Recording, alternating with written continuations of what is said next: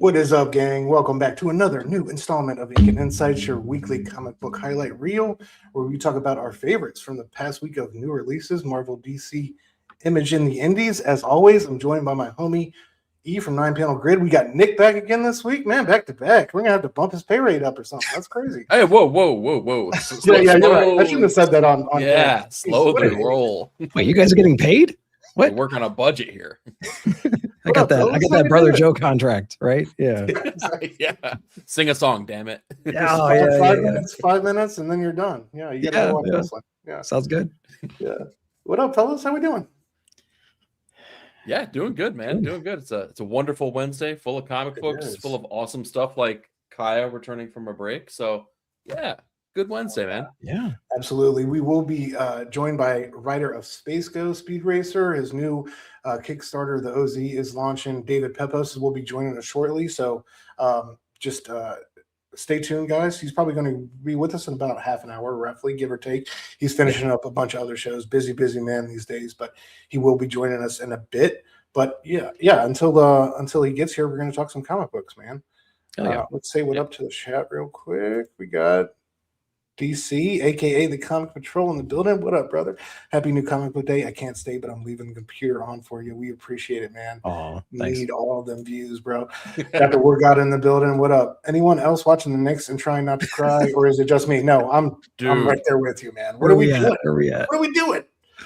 I will be checking the score intermittently. So, like, if you guys see me, don't do it. Go white, or just turn the camera off for a little bit. That's what's happening. Don't do it. We do need an APB out on Bob, man. Where's Bob? Where is Bob? Omega, what up, bro? Good to see you, man. Station, thank you for coming through. There he is. There we are. Hey, Bob. What up, Bob? Good to see you, brother. We got Simpleton in the building. Station, brother. Good to see that Space Ghost project you're working on. Appreciate that. Post, man. Hell yeah. Can't wait to see that, dude. A couple great volumes to put together there.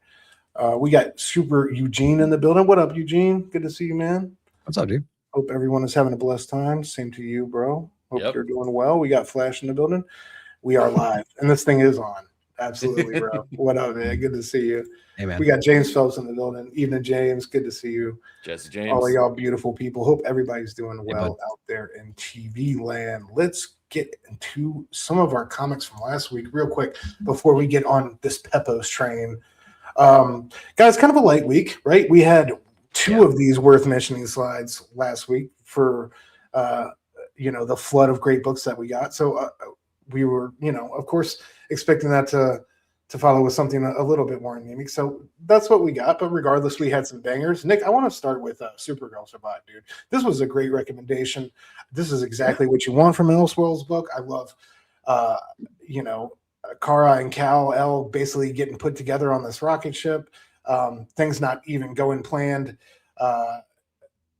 Escaping Krypton, they're crashing out there. We're going to have a harrowing tale of survival, the two of them together. I just thought it was a great concept, very well executed, and this one really surprised me, dude. So I got to shout you out. This was a great recommendation. Really enjoyed this book. Yeah, I mean, it's a solid creative team. Godzilla Escape to Dead Zone. That's where I really fell in love with Parker and Sheridan's work. Rod Reis, R-E-I-S, I believe it is. Incredible interior artwork too. Great coloring on the book. Like, I don't recognize that art team. So yeah, they did a great job of just like displaying a lot of the emotion and everything. It's a very emotional first issue. You don't learn anything you probably haven't heard before necessarily. It's a retelling in a way. But it's just a different angle. It's a different take. It's some conversations we didn't quite hear maybe in the past or haven't seen them like this before. So it's cool to see Kara taking on that like parental role almost, right? It's a guardian. It's a lone wolf and cub kind of a thing. It's going to be fun to see what they're going to do when they're in the wilderness, right? What kind of things are they going to be up against? What kind of monsters or other forces they're going to have to deal with as we go forward. So I think I really enjoyed just the perspective of the book. I really love Kara as a character to begin with. And so really hyped for the Supergirl movie, honestly. No, bro, it's a big time for you right now, man. Can't wait, man. I've been championing this book for years. I cannot wait for that movie. So, I really dug this one, man. It's like I said, I fell in love with these two guys and their writing styles previously. And so far, so good with issue number one. It was a great hit. Yeah, it's like sneaky great what they're doing with the I feel like it's kind of hit and miss with the Elseworlds label those like I guess vein of books or whatever. But I love that this one is coming out under it. It fits the bill. All the way. Like other books, what was that one? Green Lantern Dark. I'd never really got into that one, but it's cool to see that they're still keeping that Elseworlds vibe alive. And this one, checks all those boxes. Was Batman Off-World? Was that another stamped like Elseworld stamped book? That's a good question. I think that was another just Black Label. I think it was just just Black Label. I think so. Man, so many imprints. Yeah, I know. Right? So many delays, bro. You remember the delays on that joint? Oh my god. Oh no, but I love that book though. That was one of my guilty pleasure books, to be honest. Yeah. No, it was incredible. Monkey's artwork. Yeah, I love that one. What'd you think about Supergirl Survive, bro? Well, I think that I'm glad that I listened to you guys, because I didn't read it for my review, but I circled back around and got to take a look at it. Before we're talking about it right now, Rod Reese, dude. So he was the artist that did the Krakoan relaunch of the New Mutants, and he had a really cool Sienkiewicz like style that he brought to that book. So seeing it here kind of reminded me, because I straight up haven't seen him, and it's been like 4 or 5 years since that since that book ended. So I was really stoked to see his artwork on here. There were some really big hallmark moments artistically in this book that I feel like he got to capture and like really showcase in a big bad way, particularly, Krypton exploding. I think that was pretty awesome. Spoiler. Yeah, spoiler, like, because you didn't know that was going to happen, right? It's such a gamble going back to Krypton exploding, right? Like, I know, something we've all seen 800,000 times. So I think it's automatically a little bit of a creative bet. Like, you're hedging your bets, approaching the story that way. But and I think when you look at a book like we had last week with what was it, Superman Father of Tomorrow, like you go back to Krypton, that one it was a little bit more stale than this one. It was a little less exciting. I feel like this one is not, but Danny Earle's artwork was awesome. But regardless, I think this one just felt a little bit more original, a little bit more fresh, going back into that tired old historical footnote that we all know.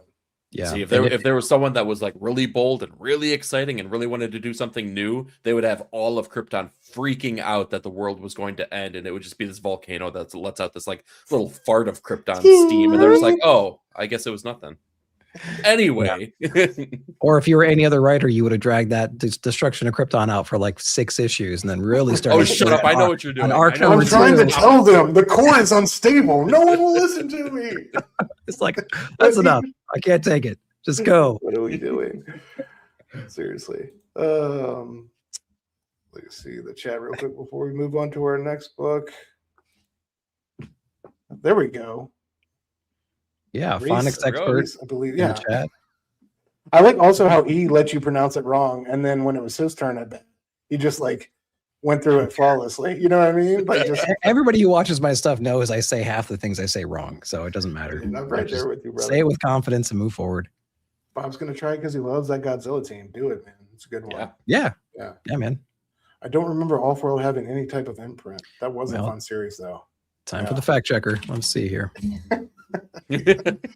All right, E, why don't you, while Nick checks that fact, why don't you talk to us about another book that did it for you this past week?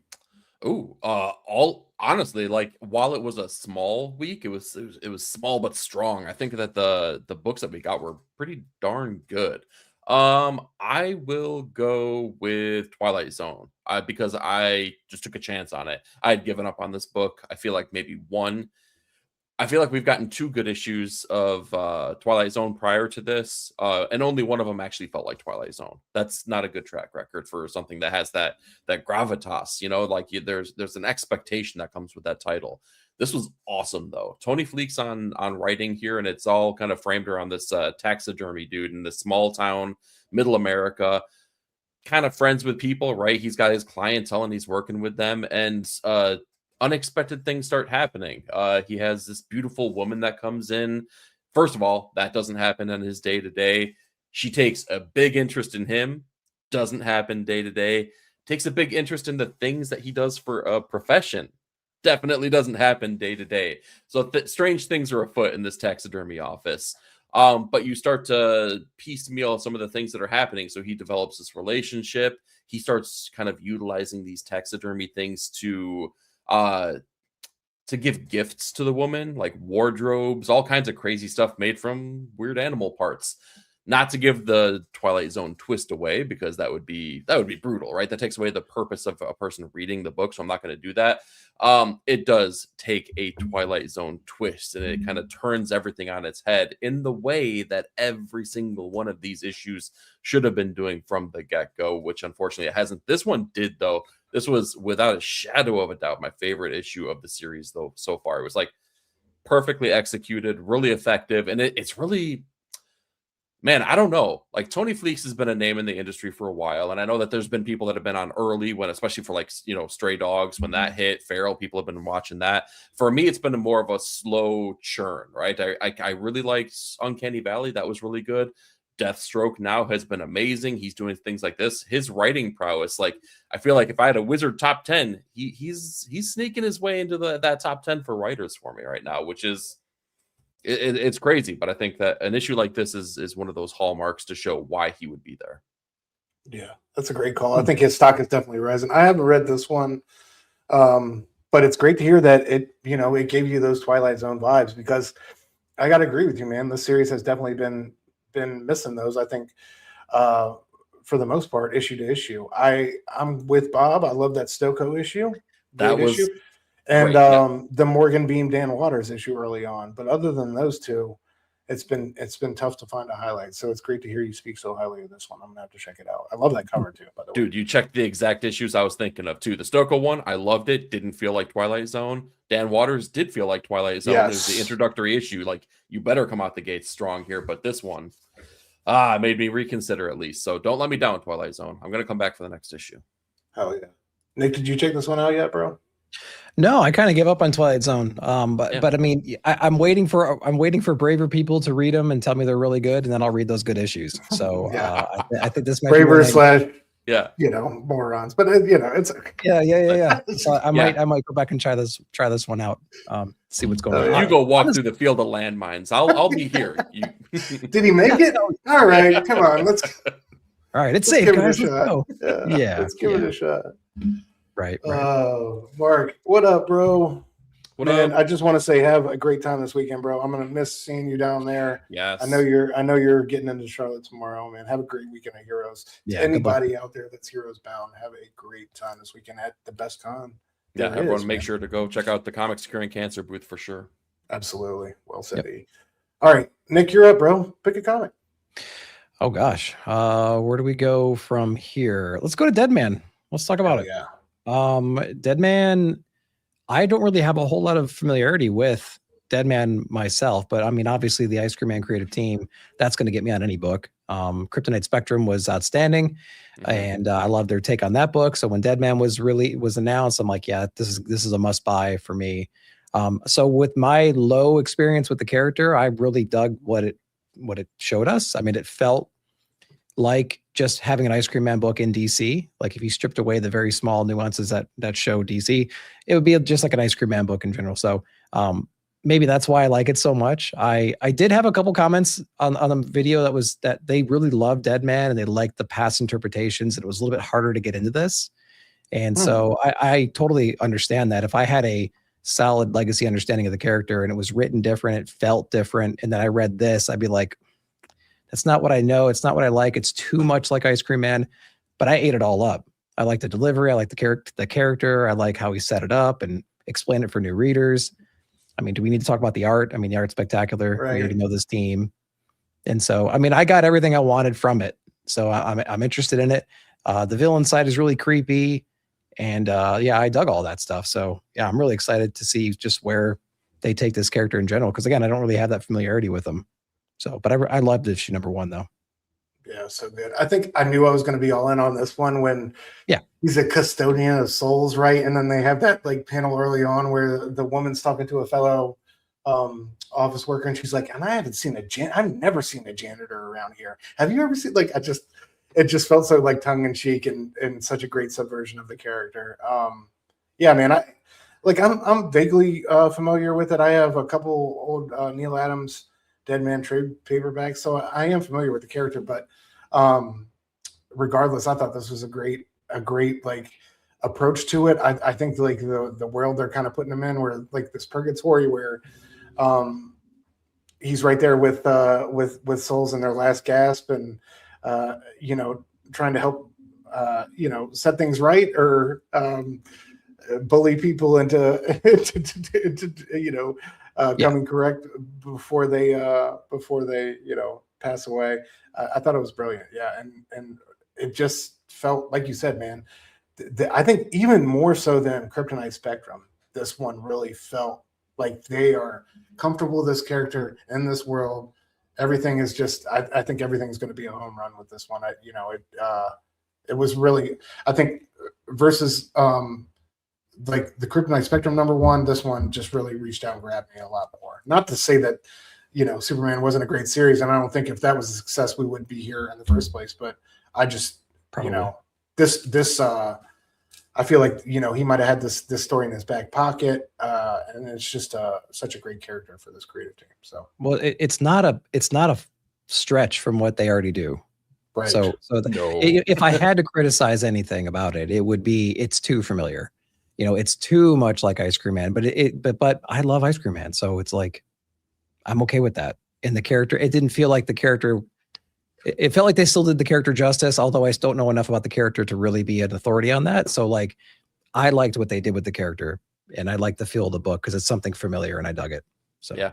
And I think to take away those familiarities is kind of like to say, hey, W. Maxwell Prince, don't be W. Maxwell Prince, because like the strengths of his writing is like some of the stuff that I enjoy the most, which is like his natural characterization of like anyone. There's like there's narrative beats that he's able to hit in like all of the books that I've been able to read from him. Ice Cream Man, Superman, Kryptonite Spectrum, where it's just like there's something about the dialogue that he's able to use that's so quirky and quippy, and but also natural at the same time, that he hits in this book too, where I'm like, man, I really love that. Like the bit where Dead Man is dealing with the little kid ghost basically, and he's just like, Jesus Christ, like this kid, it's always with this kid right now, like the frustration he must be feeling about with him.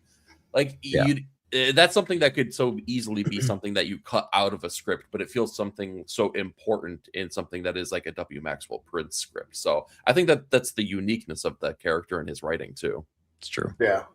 And definitely what I want from a next level book, you know, I mean, something that kind of honors the legacy of the character, but is doing something completely new at the same time. So yeah, we need good jumping on points for folks, right? And this character hasn't been in the limelight in quite some time.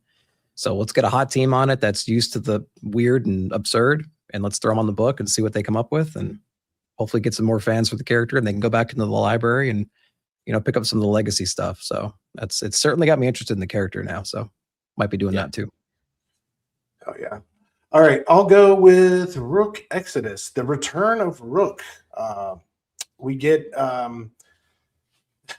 so I like this. It was solid. I do wish we kind of like adhered to the Remender philosophy when returning from a break, though, right? I don't know if I've gotten spoiled with Sacrificers and Escape, but I really was like hoping for a bit more. This felt like we literally just picked up and tied up some loose ends with the last station. I was expecting a bit more, I guess, momentum here. It felt like we were definitely, you know, still stuck with the Stag character, you know, getting out the spiders and seeing if there was still a human inside of the Stag, you know, the Stag avatars, you know, human, right? Like the guy who's been controlling all these deer, you know, and the Bloodhound and all that stuff, and Direwolf and her father and all that, you know, it all ties back, you know, and that was great. But regardless, I was just hoping for a little bit more something new, something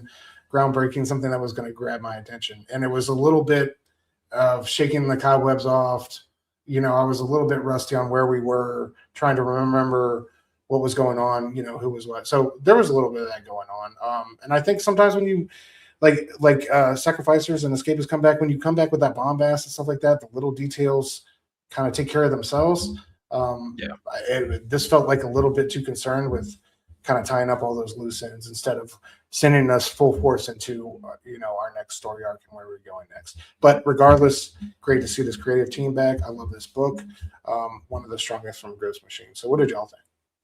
Man, I'm so glad that you said what you said, because I was sitting here sweating for a second. Like, I'm the only one that's gonna be poo-pooing as Jeff Johns' book, and I'm gonna look like the villain here. No, I felt almost exactly, not even almost. I felt exactly the same. I read this book and I was just like, all right.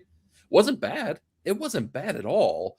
But it was just like, I feel like this was the natural thing that we expected to see happen. And when you take such a long break and then you come back and you get just that, the expectation, it's like, okay, wow me, dazzle me, right? Wine and dine me, god damn it. But no, they didn't do that, did they? But it looked great. It looked glorious. And we did get a little bit of backstory on the stag that I did appreciate. But when I say a little bit, it really was like a little bit. They left a lot to be inferred from the reader there. Like, it was a couple flashback scenes. So I'd like to see them explore that a little bit more, especially now that a certain helmet has been removed from a certain individual. So we'll see how they play with that. Yeah. Nick, how'd you feel, bro? I mean, it's just an echo chamber. Really, it's just we're here to crap on this. We're good. I mean, we had a 6-month break and we came back and we got what we thought. It's been 6 months. December 9th or something like that. Holy cow! So whatever it is, I mean, about 6 months. So yeah. I mean, I don't know. It's always been in that like 4th place spot for me in the Ghost Machine universe. So. Visually, it's outstanding, right? But the story, there's a lot of characters. I can't keep track of them, and I mentioned this on my review. It kind of sat on the back end of the scale. So I mean, yeah, it's a gorgeous book. I think the idea and the plot and the main problem is a good problem. I think there's a lot of characters, and I can't remember who they are and what their relationships are, and they all wear masks, and I can't remember. Is that the love interest? Is that not? Is this the one that we're have a complex relationship with? Who's that person again? Who's her dad? Which one's the daughter? Like, I can't keep track anymore, And so I think we need to get out of this silo or whatever the heck we're in. And we need to get back on the surface, and we need to trim down the characters somehow. Go send some people on a mission or something, and go back to like 2 or 3 characters to follow for a little while. And in the villain side too, like I can't remember who the main villain is anymore. And didn't we take care of him in the previous issue too? And now we just met the Spider Warden, and it's like, where's that guy? And did we take care of him in the last issue? I don't even know. So that's a great point. It's a lot. It's very confusing. And that's what the first arc did so well, in my opinion, too, was that while we had these characters in masks, because that was a critique that I had. But they did a really good job at developing those characters and letting you know, hey, what does it mean for this character, right? What are their wants? What are their needs? Right. Up to and including the villain, right? We knew the turtle guy, right? We knew Dire Wolf. We knew all of their intentions, their motives. We understood them intrinsically. And now this is the first issue that we got with the Stag character where we kind of start to see what he's about. But we've had him for like 3 issues. We still don't know anything. We got the spider person who's kind of the villain, at least in this moment. We basically know nothing about. I'm right there with you. So I don't understand the motives of any of these people here besides get World Engine going or maybe stop them from doing that. Yeah, I almost would have rather having like a one of those throwback issues where you just get like a background, like the whole issue is a background on a character, everything they've gone through up until this point. Like, pick the stag, pick the spider, pick the bloodhound, go with one of those and tell us how we got here. But I don't know. It felt like this was like the lost issue at the end of an arc, and it somehow got delayed 6 months, and now word God is telling us it's going to be September until the next issue. Like, let me look, bruh. Oh my God! Issue 11's TBD. This is not the one to like be the placeholder. You know what I mean? Because this is completely forgettable. This is completely until September. My gosh. Yeah. That's rough. That's a bad one, but it is what it is. Shit happens. Yeah. Well, it's okay. Redcoat's still really good. Yeah. So is Geiger. We got Geiger, we got Redcoat, we got Hyde Street. We got 3 books that do it better. And so, it's okay. Have you guys been at Hornsby and Halo, Rockefellers, any of that? Gone back and revisited it? Like, I was just curious. No, I dropped them both after the first arcs. I hung in on Rockefellers for a while, Hornsby and Halo, it felt like a YA comic, so I was like, Yeah. I'm not really gonna stick around. Yeah. And then Rockefellers, I made it through a bunch of that, but I stopped. So yeah, I dipped back into Rockefellers, and it felt like I didn't miss anything, and I missed a lot. Problem. Yeah, so I was like, oh, well, that's not making for a good experience either. So yeah. Issue 2 feels like issue 8. It's like it's the same thing over and over and over again. So Flash does. So you're saying I should wait to catch up on Rook after issue 12? Yeah.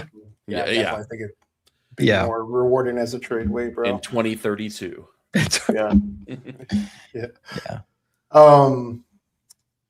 What? Oh, hold on. Let me get to the chat. Mark said, for me, Deadman felt like a whole lot of random, unneeded, all kind of stuff for maybe just 3 pages worth of actual story.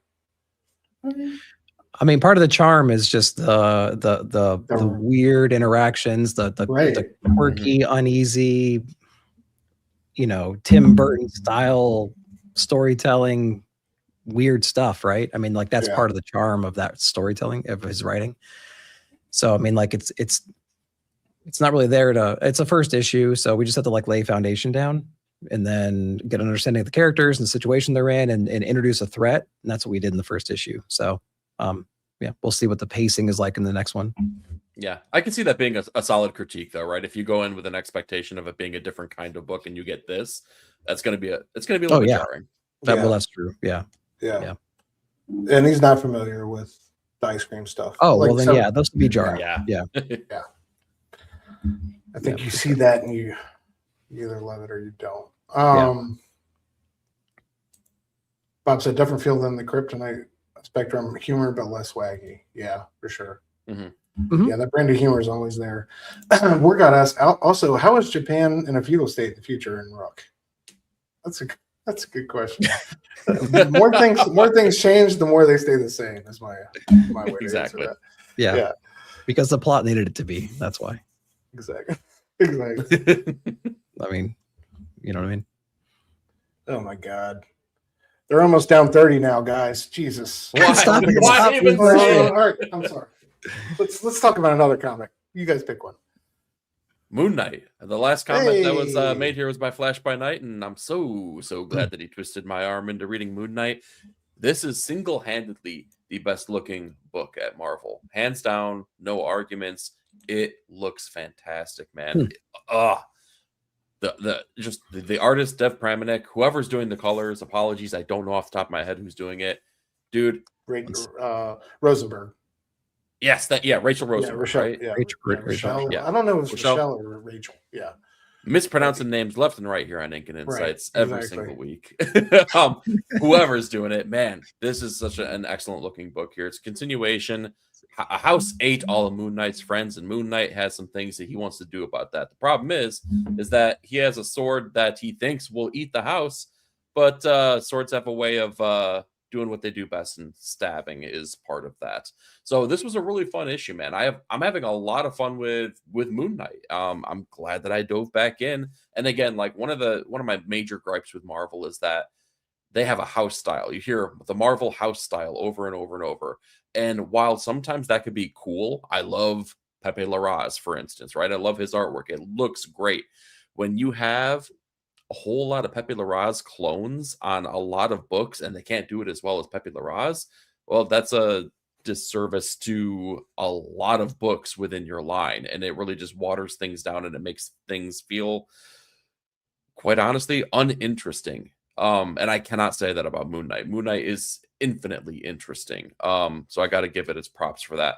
It's really good, man. It's really surprisingly fantastic. And they, again, like, look at it for the art. Just look at the pretty pictures. You know, I'm a big old dummy. Sometimes the words are too much for me. Dive in and look at those pictures. They're really, really it is. Dev is doing incredible work in the book. Absolutely. Well said. Flash says the Spurs are avenging that fan from game 3. Yeah, it definitely feels like that. 30-point lead. It's pretty brutal out there. I hope those boys pull it together. Make my Marvel Moon Knight? Hell yeah, man. Great book. Moon Knight turned into Eric? Is that what happened? Elric, my friend. Different. Yeah. But ladies and gentlemen, our guest of honor has arrived. Let me bring him in. We welcome writer, Space Ghost, Speed Racer, and the OZ, David Pepose. David, thanks for joining us, man. Thanks for making time. Thanks so much for having me. I appreciate it, and I appreciate you guys fitting me into my crazy West Coast schedule. But it is such a treat to be on the show with you guys tonight. Thank you all for all the amazing support that you've given Space Ghost and Speed Racer and the rest of my work. It means the world to me.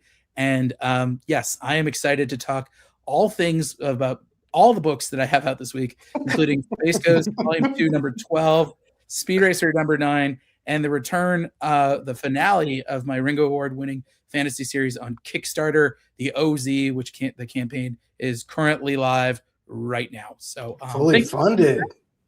And like what, 5 hours or something like that? Yeah, no time. Yeah. Congrats, man. That's incredible.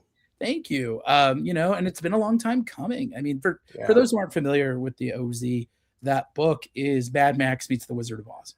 It's the story of Dorothy Gale's granddaughter, who's an Iraq war veteran who's caught up in a tornado and stranded in the war-torn land of Oz. And that's where she learns that all of her grandma's tall tales were actually true, but she killed 2 wicked witches and got the Wizard of Oz to leave and then abruptly vanished. And that is not a happy ending. That's a power vacuum, not unlike Baghdad.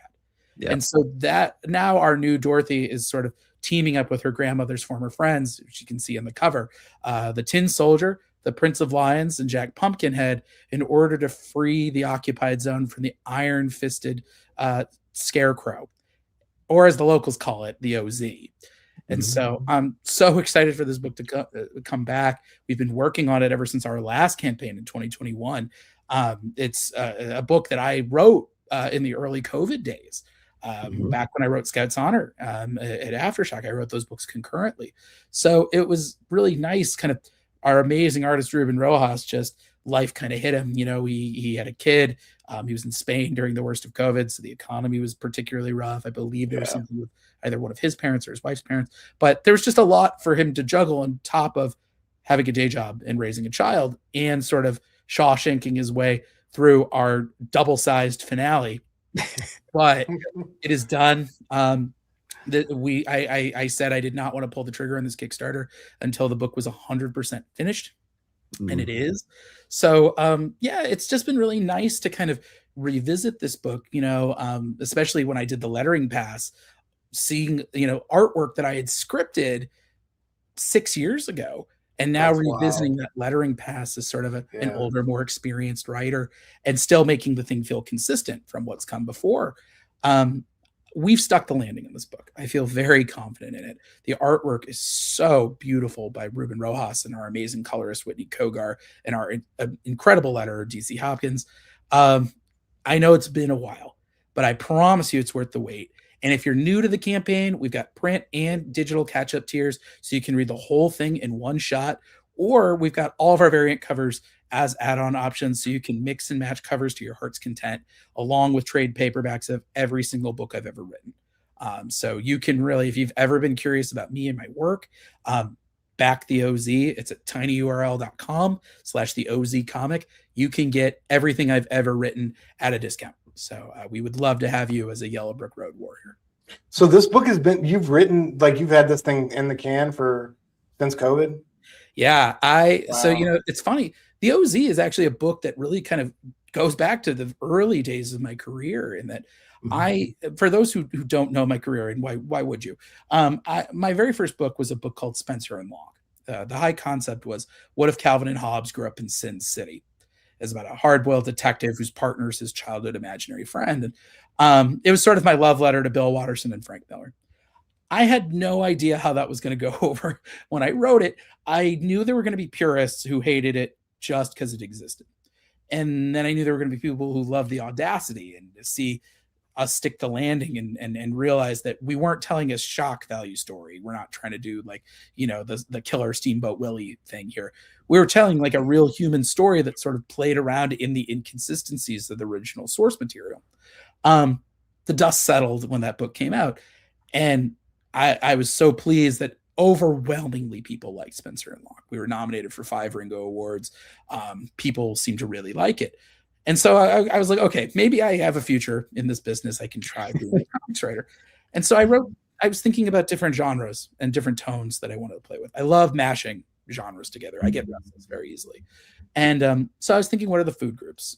Stuff that seems like a slam dunk, or things that maybe haven't been touched in a while, and maybe I could try my hand at it.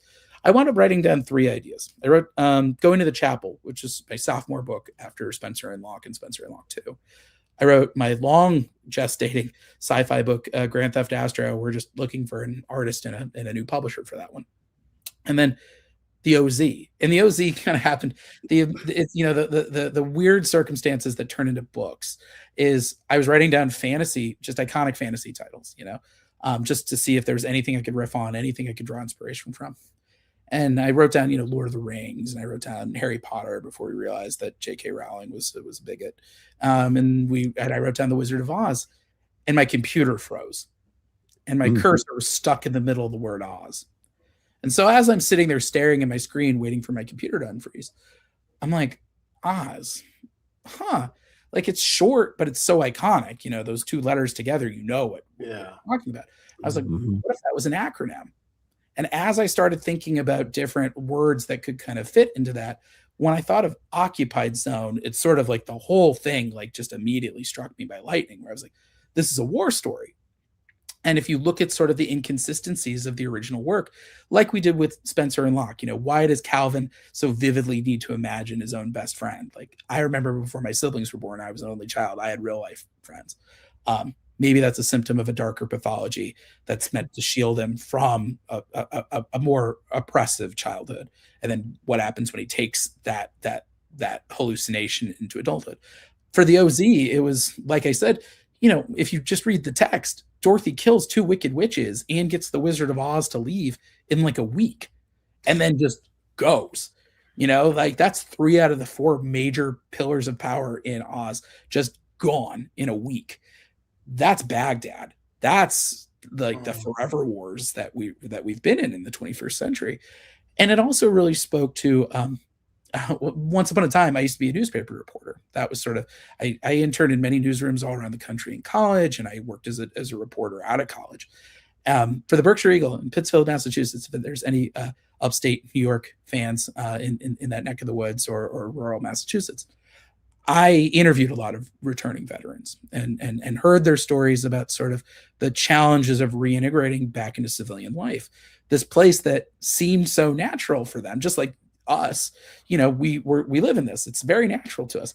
And then they went overseas, and maybe they saw combat, maybe they saw things, but even if they didn't, they come back and our society feels very foreign. It feels very alien. The pace is different. The priorities are different. The organization is different. It's much more chaotic over here than the more regimented military structure when you're serving.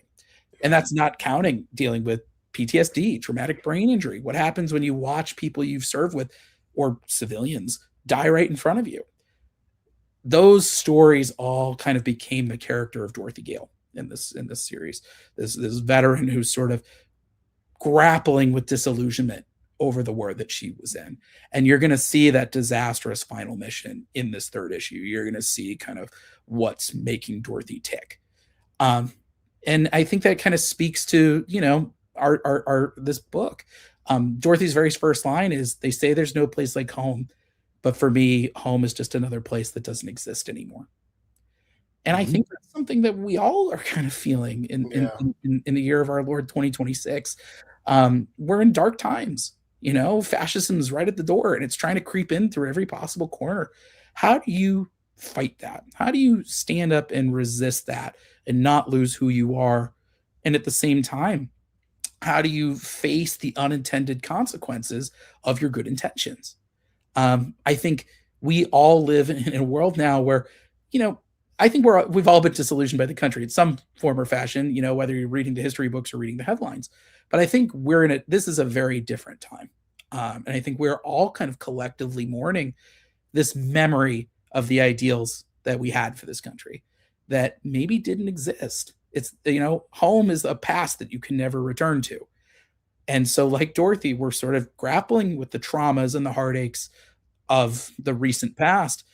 How do we overcome that so we can build a better future that seems perpetually out of reach? And that's why I think, in a way that I never intended, that the OZ still holds up. It still feels resonant 5 years after the last campaign. And so I think that's why people are going to, you really want to see how we stick the landing on this. Or if you're new to this book, you're going to read this thing from beginning to end, and it's going to hit like a truck. I think the OZ is some of the best work I've ever been lucky enough to be a part of. And I think that's because of my amazing creative team, Ruben Rojas, our colorist Whitney Kogar, our letterer DC Hopkins. That is a top shelf team, and they are delivering on every single page. So I can't wait for you to see what we've got planned in this third and final issue for the OZ.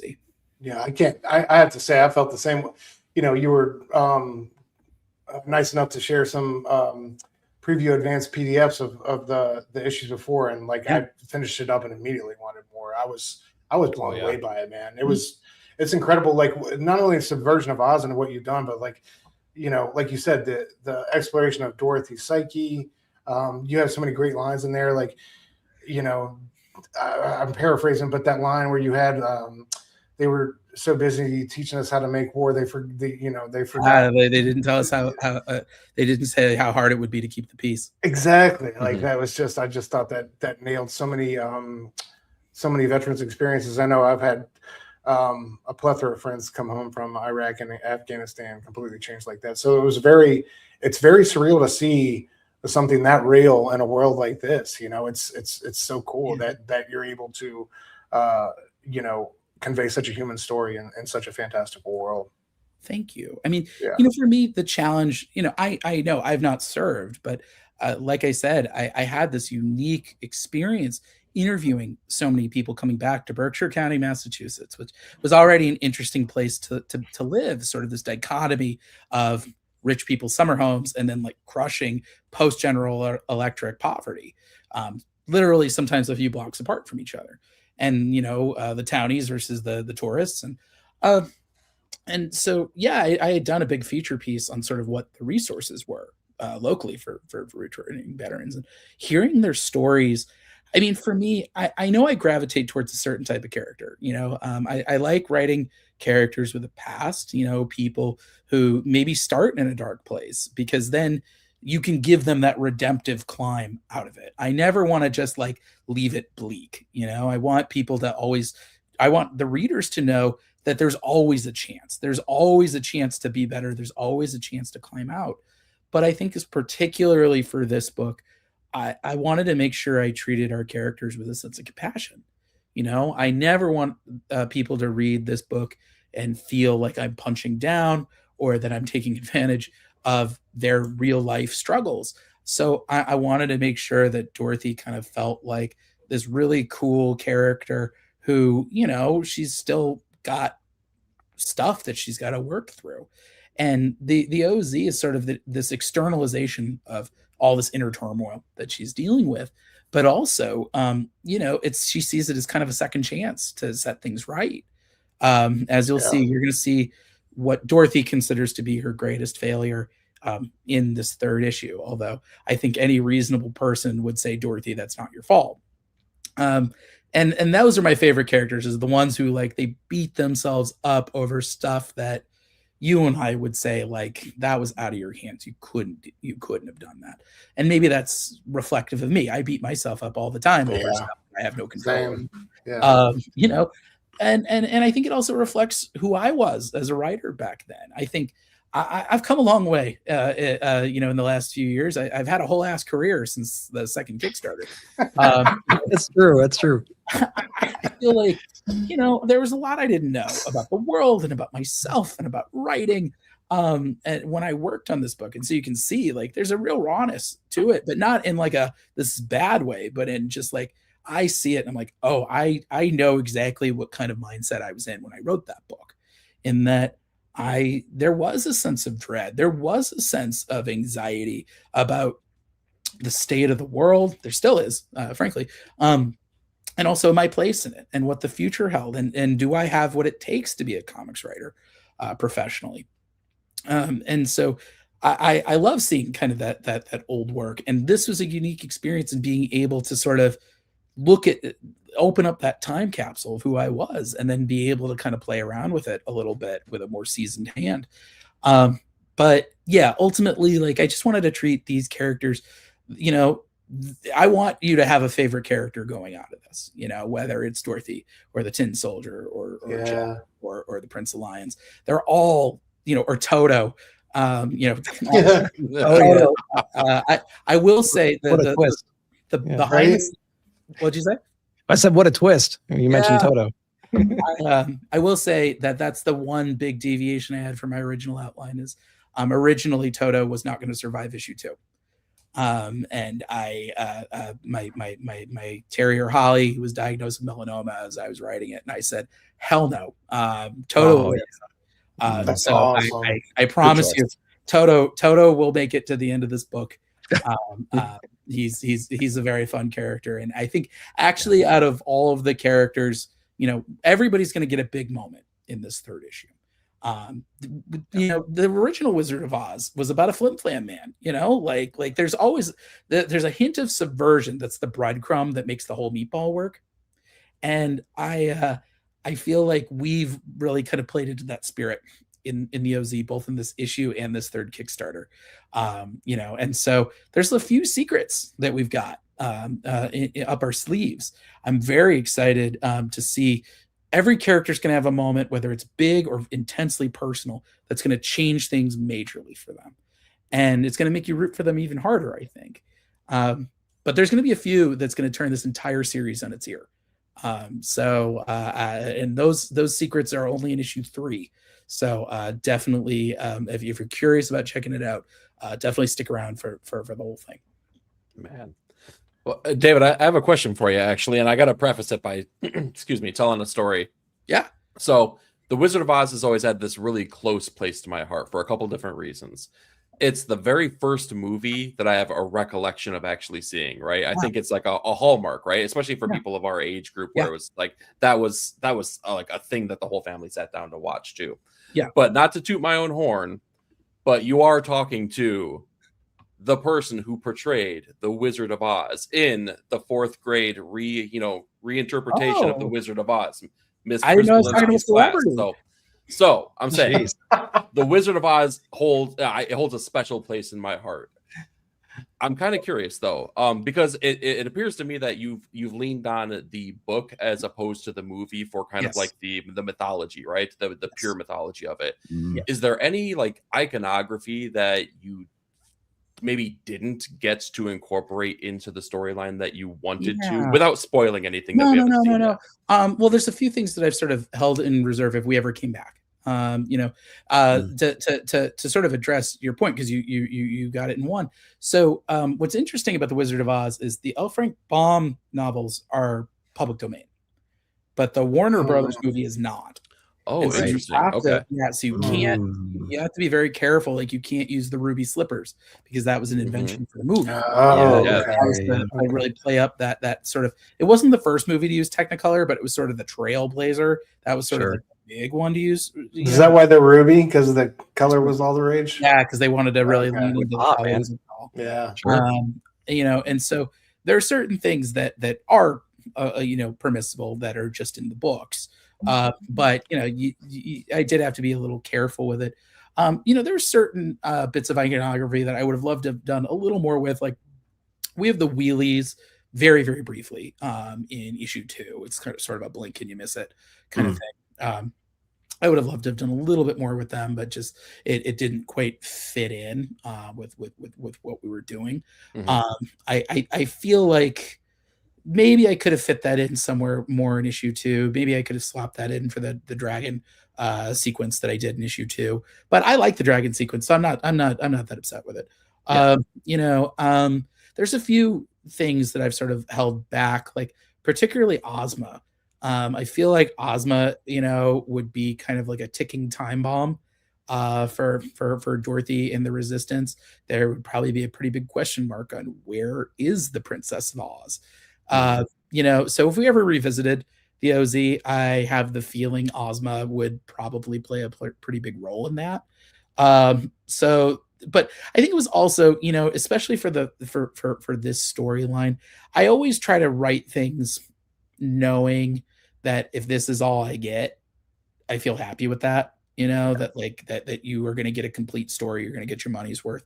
And then I always try to kind of leave myself a back door just in case we ever came back. So it's never say never. We don't have any plans at the moment, but things could change. I mean, it is really based on my bandwidth and Ruben's.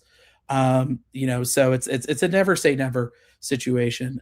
But yeah, I wanted to make sure for this story, kind of based on the assumption that this is the story, that we sort of hit all of the cultural touchstones that people would recognize on a broader level. I mean, sure. You can't escape the movie. The movie is part of the cultural zeitgeist. You think Wizard of Oz, you think of Dorothy and Tin Man and Scarecrow and Cowardly Lion and Toto doing the chorus steps down the road.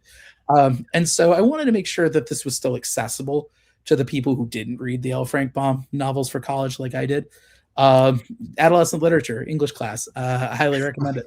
But at the same time, I wanted to kind of bake in little Easter eggs for the people who love Oz, who are oh, he's talking about the Deadly Desert. Okay, I mean, the poppies were in the movie, so people kind of know that. But yeah. The Gnome King, okay, this guy actually did some research here.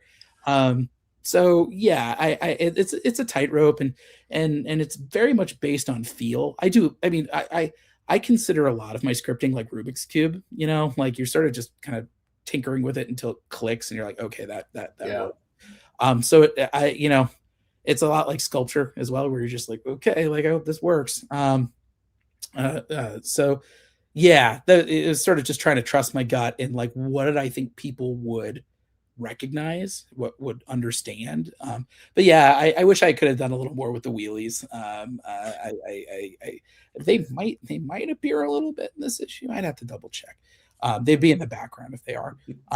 And I know they were the flying monkeys, death from above, the machine guns, that one shot you have of them with the bombs. I ruin it. Oh my god. That's such a great, I love the way you twisted that. That was that was it's funny because we that moment where you see the monkeys come in holding a bunch of bombs, I think that really speaks to the tone of this book. It really encapsulates it in one pure image.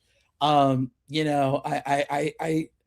thought it was such a funny idea, but also one that kind of speaks to it's sort of a demented warscape in a lot of ways. Yeah, it's Dr. Strangelove-y, a little, but at the same time, I always think of when you think of like Apocalypse Now or Full Metal Jacket, is a better example. Sure. Where you think of just the soldiers writing stuff on their helmets, and that becomes sort of part of the iconography of war as a genre, in the visual arts. So but yeah, there's subversion to it. Like I said, I think subversion is a core part of the original Wizard of Oz. That's what binds all the wholesomeness of the rest of the movie. Is you still got to stay on your toes. And I love subverting expectations. I do it. I mean, maybe that's the troublemaker in me.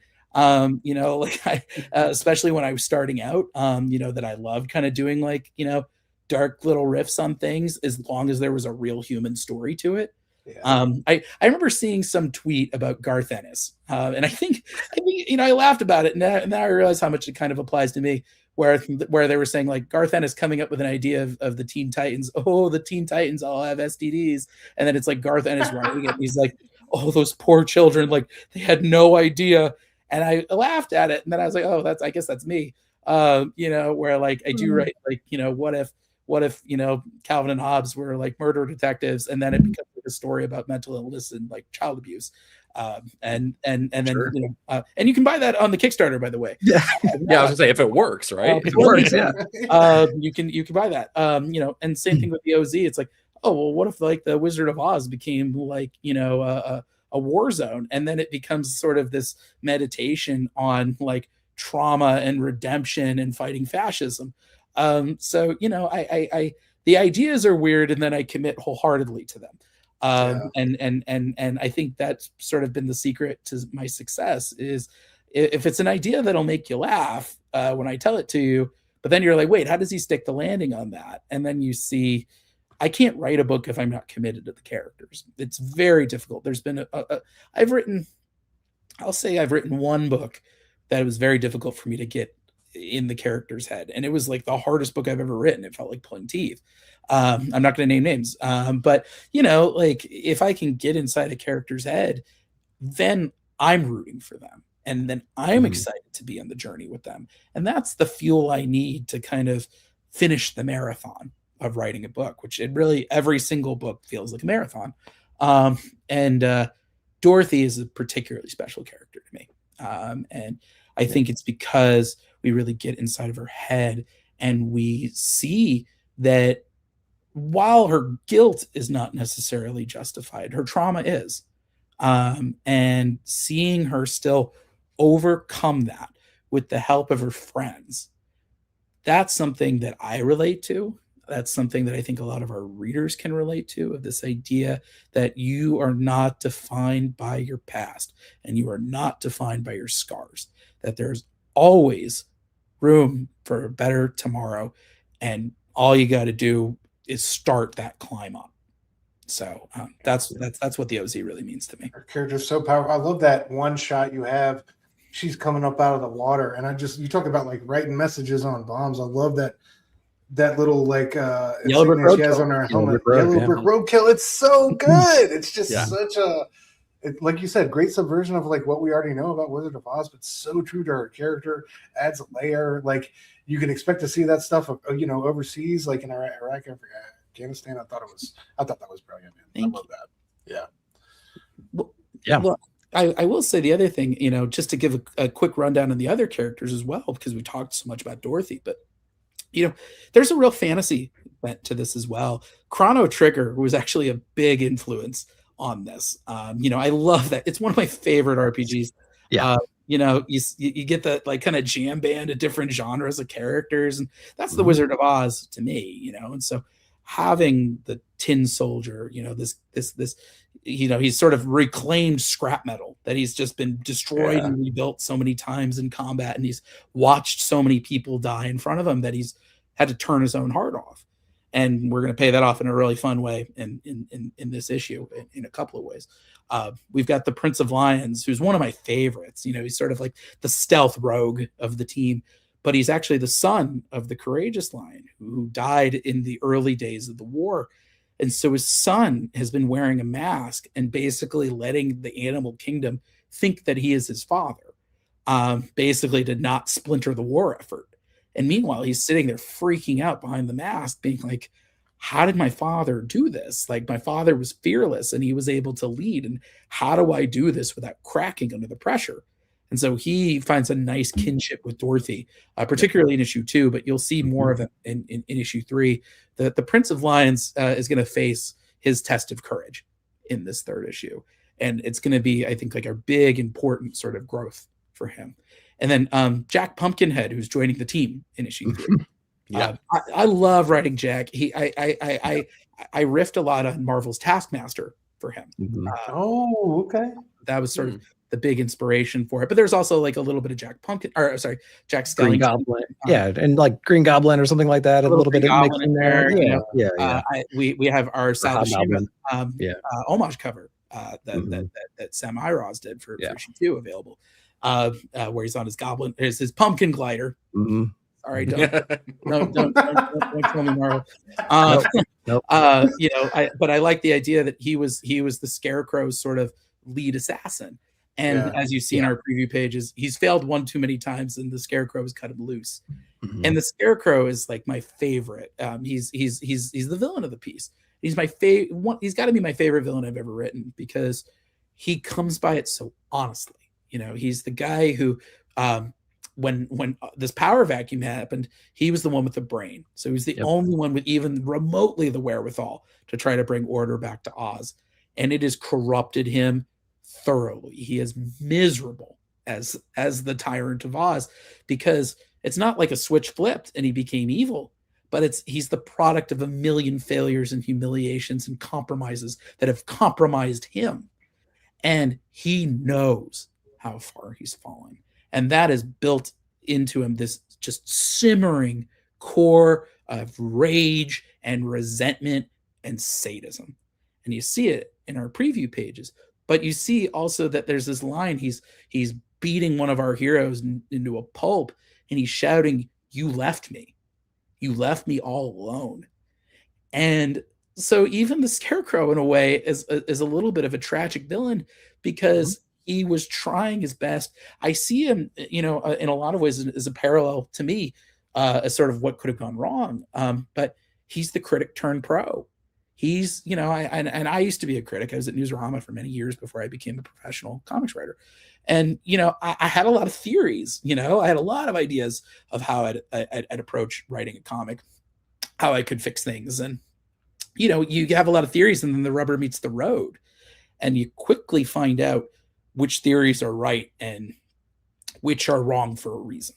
And I think the Scarecrow's on the wrong side of the coin, in that, he's turned Oz into this marauding war economy, and he's starting to get cornered. There's only so much room you can conquer in Oz. There's only so many outgroups that you can attack. It's very representative of the world we live in now, is that, there's so many people who are drawn to the idea of a strongman who will, say, rules be damned. I'll do whatever it takes to bring order, even if it's punching at the little guy. And so the Scarecrow and Dorothy's missions have sort of been at odds. They're both trying to find the silver slippers, because the Scarecrow wants to use them to invade our world next. And as we see in our opening pages, Dorothy found one of the boots, one of the silver slippers, before they were captured by the Scarecrow's forces. And now that it's latched itself around her foot. And so this issue is sort of a battle of wills, where the Scarecrow's like, can I torture this boot off of this person? And Dorothy's going to have to sort of try to buy time to figure out, like, how do we get out of here before the Scarecrow gets the slippers.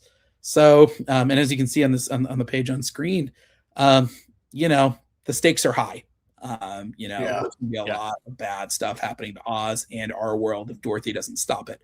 And that's going to lead to sort of this big blockbuster, armies colliding, it's like Lord of the Rings or Endgame. And there's going to be lots of secrets revealed that's going to flip the whole series on its ear. Man. Yeah, I just want to commend your ability to take a property like this, reimagine it, push it forward, and you're maturing these characters, you're changing these characters in logical ways that you can't see coming. Nobody could have predicted the characterizations that you've done inside the story, right? Yeah. You're going to return to Oz. Why? Well, it makes sense why you're returning to Oz, right? There's a very emotional rationale for why we're going back to this place. So what does it look like? And we've touched on this before with this power vacuum, and how characters have done their best to adapt to the new surroundings and this war zone that they're in now. Yeah. And I just love your way of just changing how these characters are, change our expectations of what they were, and just pushing to this point. It's a very dark book, right? Yeah. There's no way about that. It's a very dark story. It's a very mature story, despite the funny landscapes and the funny characters and everything, right? And everything that we know about the world. And so, I think you did a brilliant job of doing that. Just telling us who the Scarecrow, the Tin Man is now, and what he's going through, and what his arc is going to be, and everybody else, Lion, everybody else.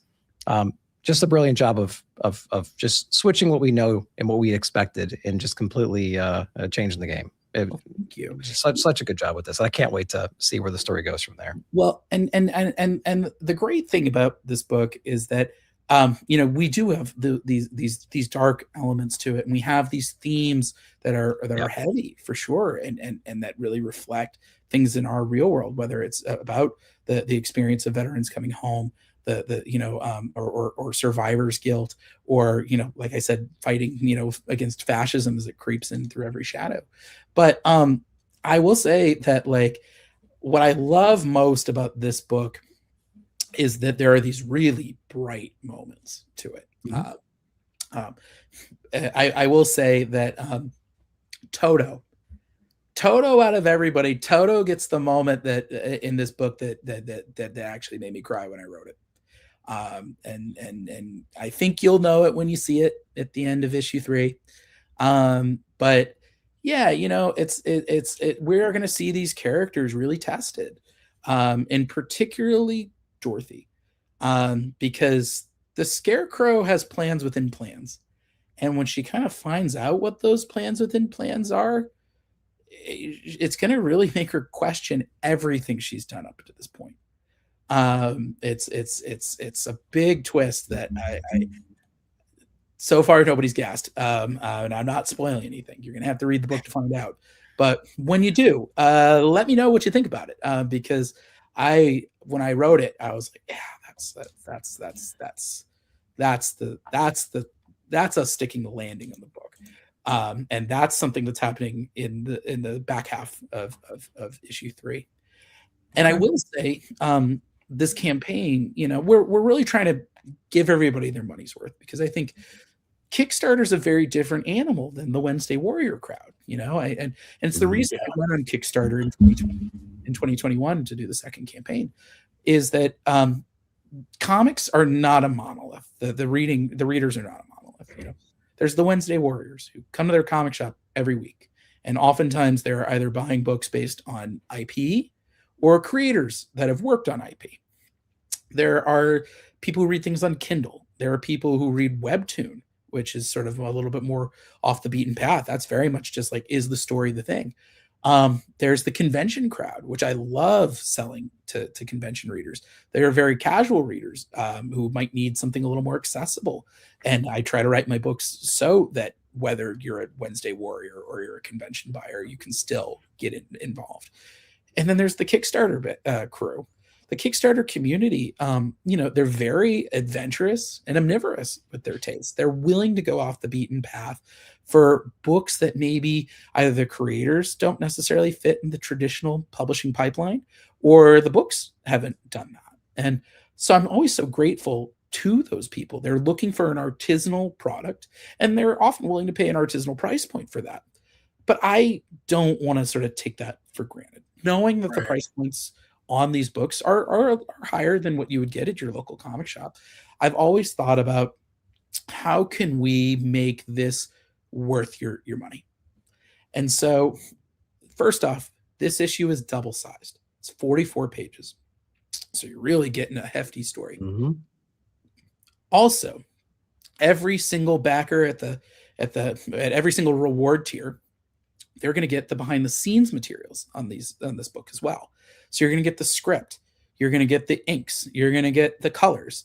So if you're a process junkie, you'll be able to kind of see how this thing got built from start to finish. Nice. Also, you're going to get a PDF of Spencer and Locke #1. That's 22 pages, the book that built my career. So that book that I've been telling you all about, you get a little taste of it, whether or not you buy the trade. We'll also have the first issue of my action rom-com, Going to the Chapel, which was Die Hard at a Wedding. You're also going to get a PDF of Roxy Rewind, my superhero one-shot with George Santiago Jr., which was sort of like classic Spider-Man meets Back to the Future.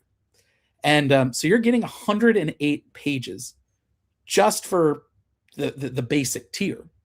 And that's on top of, like I said, we've got catch-up tiers, so you can get issues 1 and 2, or you can buy them a la carte if you want to buy a specific variant cover.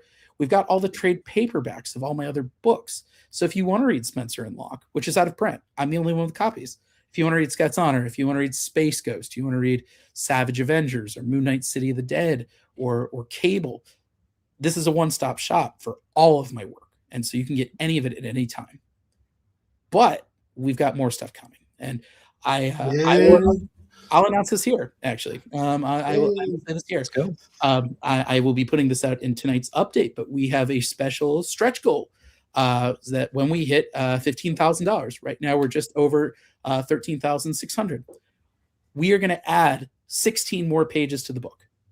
Oh, we're adding what? 8 more story pages and 8 more pinups. Wow. And that is not going to affect the shipping. That is already folded into the schedule. So all you got to do is tell your friends, keep backing the campaign. So you're going to be getting, I guess by that count, 116 pages just for backing the campaign. And if you buy the previous issues, you will get the behind the scenes materials for those as well. So, wow. And we've got plenty of other exciting stretch goals coming down the pipeline. We've got enamel pins that you can buy. Yeah, I got one of those. I got the Death from Above one. I love that. Yeah, yeah. Well, we are hard at work on a third one. That awesome. Debuting very shortly. We've got a limited edition bookmark from Ruben Mojo, which is going to have a QR code for a digital EP of songs about the OZ, recorded by my good friend George Marston, the OZ tapes. So we've got, and then awesome. My favorite of the stretch goals that we will be unveiling later is in lieu of a print this year, we are doing a fully illustrated map of the occupied zone. That's gonna be great. I love that idea. Maps are great. Yeah. That's been burning a hole in my pocket since the last campaign. So that's been in the works for a long time. And also, you're probably, if you're not wondering, maybe somebody's wondering out there. Okay, so the Kickstarter's backed, and you say that this book is done, and how are you going to get me my books on time, knowing that you are writing 4 books and have a baby due next month? And I'm going to tell you the answer, which is I'm not packing your rewards. We have teamed up with the amazing team at Laguna Studios, who are very experienced. They've fulfilled over 50 Kickstarter campaigns already. They come very highly recommended by people in the Kickstarter community that I trust. And they are very excited. We're very excited to be working with them. But they are going to be packing and shipping everybody's rewards. They can do it in a very quick turnaround. And so we have on our campaign right now a deadline for December, getting everybody their books by the holidays. However, having talked to our printers at Comic Impressions, who did the first 2 issues, so they know what it looks like, and having talked to Laguna Studios, I anticipate people are going to get their rewards much sooner than that. So it's really like we've really worked this campaign to be as streamlined as possible and as low risk as possible. That's awesome. So really, like when the campaign ends, the only 2 things I need out of people, I need your name and your shipping address. That's it. That's why we're not doing backer kit. That's why we have all the add-ons on the Kickstarter, is that we want to make this thing easy on you and easy on us. Because this book, I'm so proud of it, and all I want to do is get it into your hands. So we're really pulling out all the stops to make this thing as inviting and accessible an experience as possible. And then we've got lots of fun little add-ons as well to really sweeten the deal. That's awesome. Yeah, you really should be proud too, man. That's a big undertaking. And like, Amen. We have read a lot of your work. We continue to read a lot of your work. I can only speak for myself, but let me tell you, this is my favorite of your work thus far. So like, if you need an excuse to go back, if you haven't already, like this, let me tell you, this is something special. You should definitely keep your eyes on it. Thank you. Yeah, you're an all-star on Kickstarter, man. It was really incredible to see how many projects you've backed. 987 projects you backed. Dude, I started following you the other day, and I got 3 notifications inside of an hour of projects. I apologize for anybody who's about your word. No, not at all. I think that's incredible. I apologize for anybody who's followed me recently on Kickstarter, because I do, of course, I want to support the community, and so I back campaigns that are part of my class, so to speak, because this Kickstarter is one of the things I love about the platform, is how collaborative it is. Our first Kickstarter came out on the exact same day as Scott Snyder Beyonce dropped Noctera, the Kickstarter. And right? I can tell you that in the direct market, if Scott Snyder decided to Beyonce drop a book at random, we would be completely hosed. Like that would suck up all the oxygen in the room, and we would not be able to do anything about it. Not so in Kickstarter. from both a community and a platform perspective. Because Kickstarter, here's the secret. Kickstarter wants you to fund your books, because if you don't fund your projects, Kickstarter doesn't get paid. So they make it a point that every time you put out an update, those updates, you are getting ads for other Kickstarters that are going on, other Kickstarter comics. And then on top of that, I like to make it a point where I reach out to the other campaigns that are going on at any given moment, where I'm saying, hey, you know, I see you got a campaign going on. Do you want to shout out? I'll shout out your campaign in an update if you shout out mine.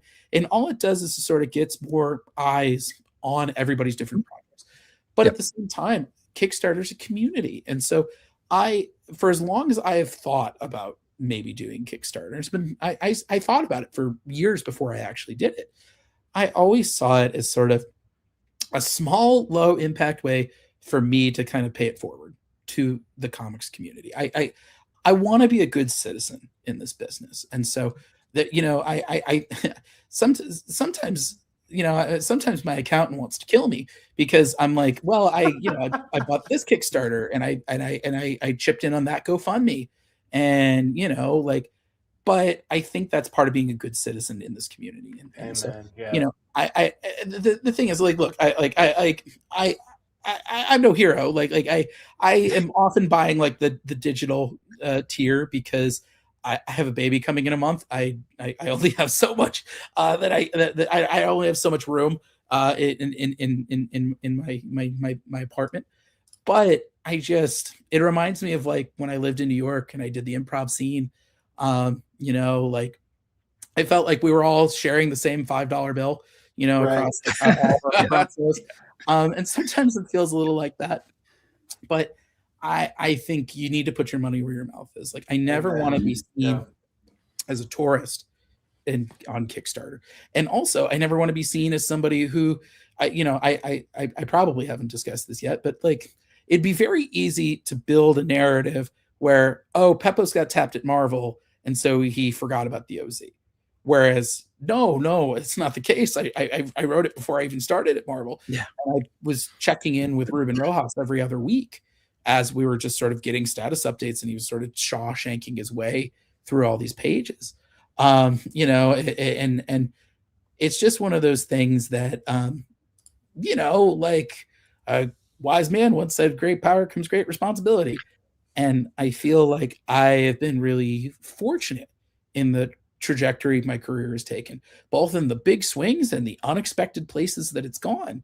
And I don't know, I love this industry. I love this medium. I feel like I owe it to give it back, you know, because I'm sure one day I'm going to need it. Heck, I need it now. You know, like my campaign. That's why I'm talking to everybody. You know, but yeah, I wanted to make sure I kind of put my money where my mouth is. And so yeah, every time I see a campaign that looks even like remotely cool, I try to chip in when I can. Just that's incredible. You know, everybody on Kickstarter is rolling the dice and taking a leap of faith in their own dreams, and I've been very lucky in that the leap of faith has paid off. And so it's the least I can do is just try to help somebody else achieve their same dream. Yeah. You feel better about the news that they rolled back those spicy restrictions they had going on? Like, yeah, I mean, you know, it's still, everything's very unpredictable with all that, right, you know, because ultimately, you know, it's Stripe, the credit card, the payment place.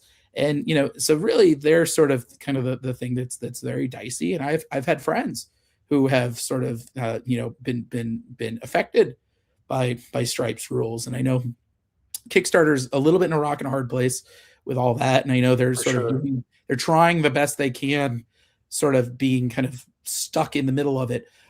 So, you know, I you know, it's one of those things. I hope that sort of reinvigorates safe for work. Not what's the opposite of non-safe for work, you know? Like I think the platform is vibrant when you've got everything on it, you know, whether it's safe for work or not safe for work. Right. And I understand that, like, based on trends, not safe for work sells. And so you've seen a lot more of those campaigns. And so I think in the interest of keeping Kickstarter like accessible to people. Like, I like seeing a balance of all that. And so like, I hope maybe that might be like an unintended consequence of the rules, is that we also see more projects that aren't in the not safe for work community.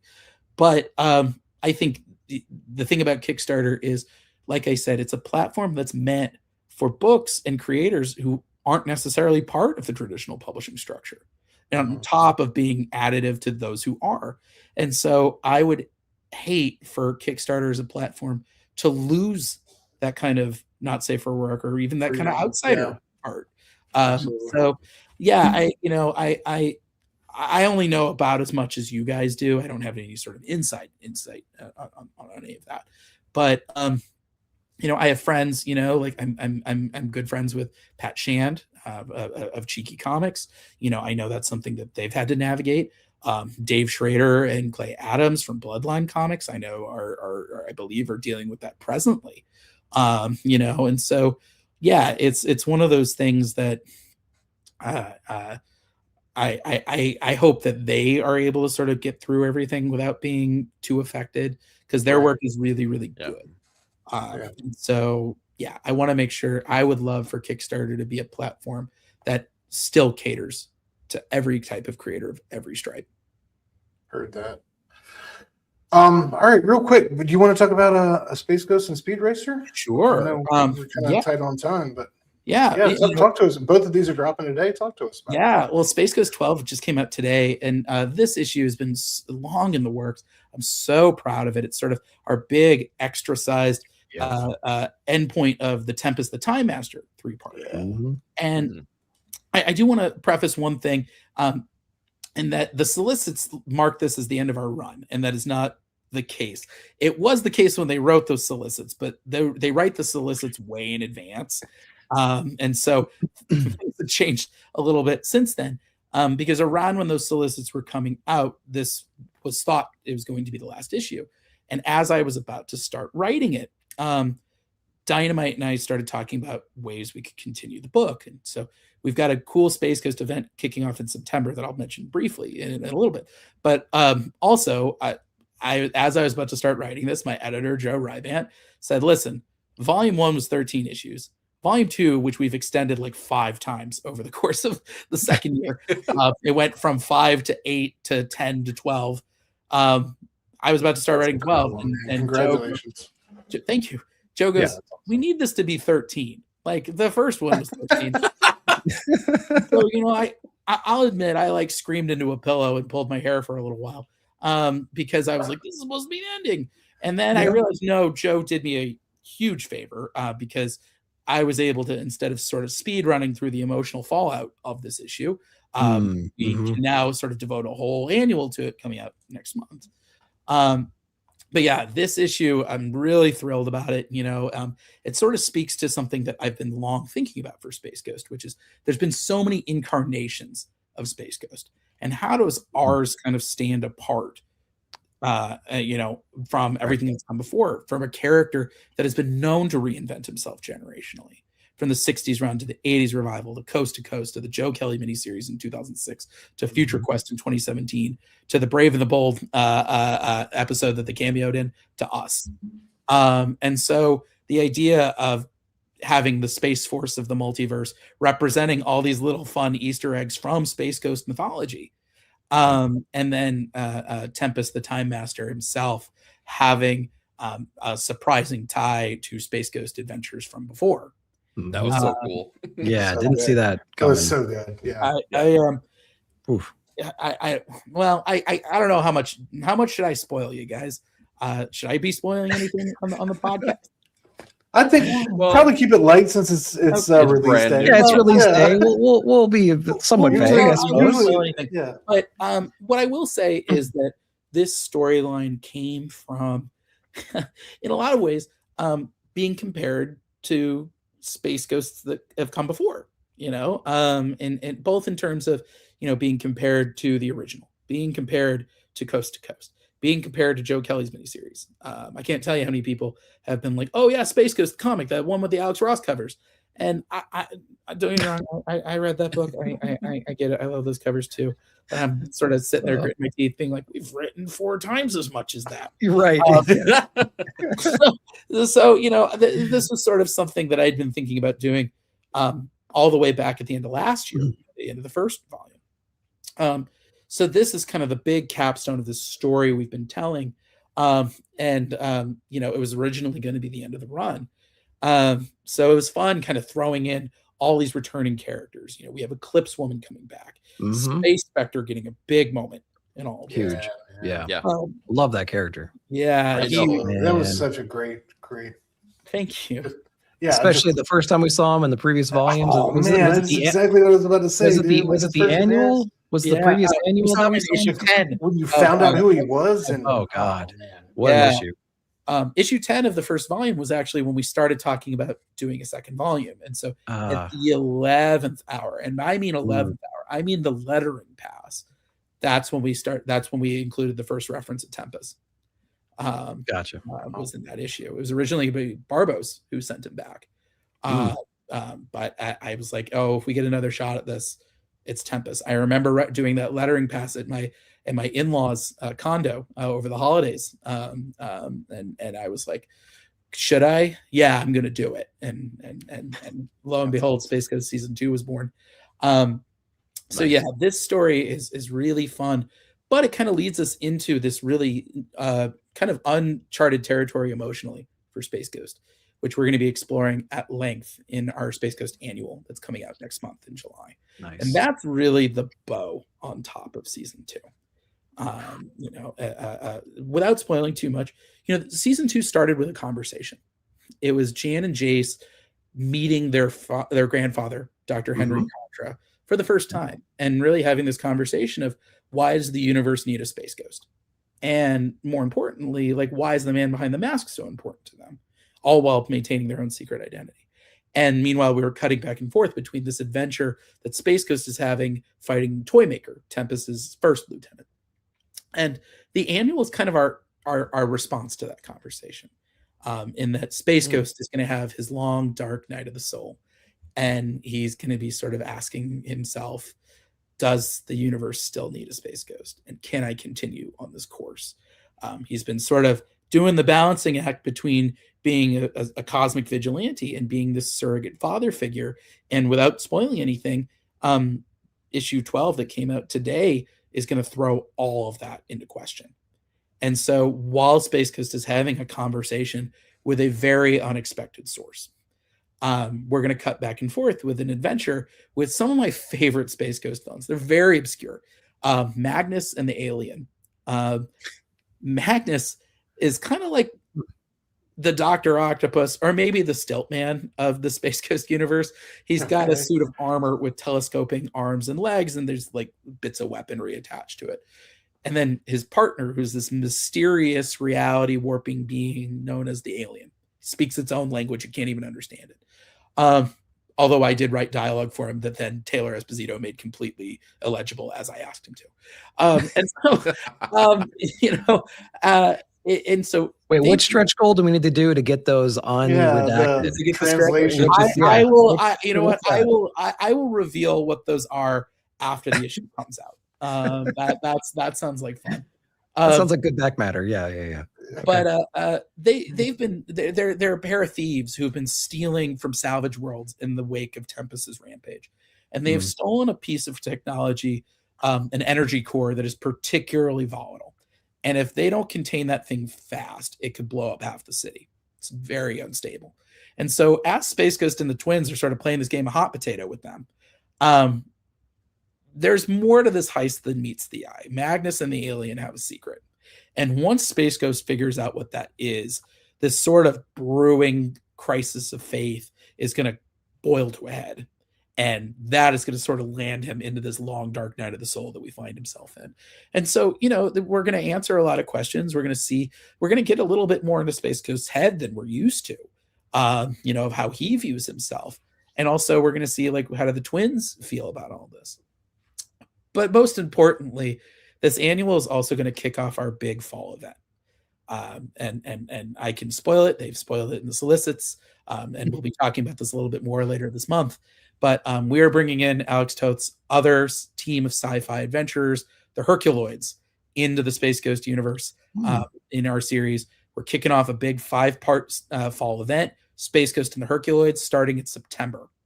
And that is going to be sort of this meeting of the heroes, and sort of the biggest story Jonathan Lau and I have told to date. It's a 5-part event.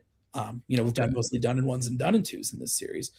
But the Herculoids, if you don't know who they are, imagine if Conan the Barbarian lived in space. He married Shanna the She-Devil. They had a son who was like the young tween version of Tarzan in the Disney movie. And they hung out with 5 interstellar kaiju to protect their planet from like pirates and industrialists looking to pillage their ecosystem. Yeah, that's the Herculoids. Yeah. Okay. You've got Xandor, space barbarian, who was raised as to fight in the pits as a gladiator of kyanite, beside his loyal battle beast, the living tank Tundro. Is sort of a rhino triceratops hybrid with bulletproof frills and a tusk that can fire projectiles. There's his wife, the fearsome jungle priestess Tara, their son, the acrobatic Dorno, and then Zoc, the star dragon, who metabolizes cosmic energy and fires it out in lasers out of her eyes and her tail. You've got Tundra, the aforementioned battle beast. You got Igu, my favorite, the mighty rock ape. He's like if King Kong and Ben Grimm had a baby. Oh, that's awesome. And then the protoplasms, Gloop and Gleep, the formless, fearless wonders. Imagine if Flubber was super creepy and could kill you. But isn't that kind of the case already? That thing bounces around the room. It'll knock you out, man.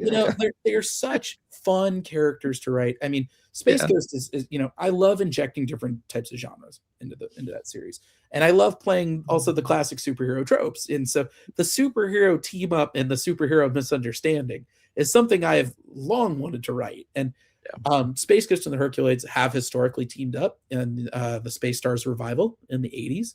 So we come by it honestly. But yeah, we get to inject a little bit of science fantasy into the sci-fi superhero story we've been telling. If Space Ghost is this ultimate found family story, I wanted to explore what would happen if they met another family from the opposite side of the cosmic tracks. Ones who do things very differently, very strangely, very alien to them, but they got the muscle to back it up.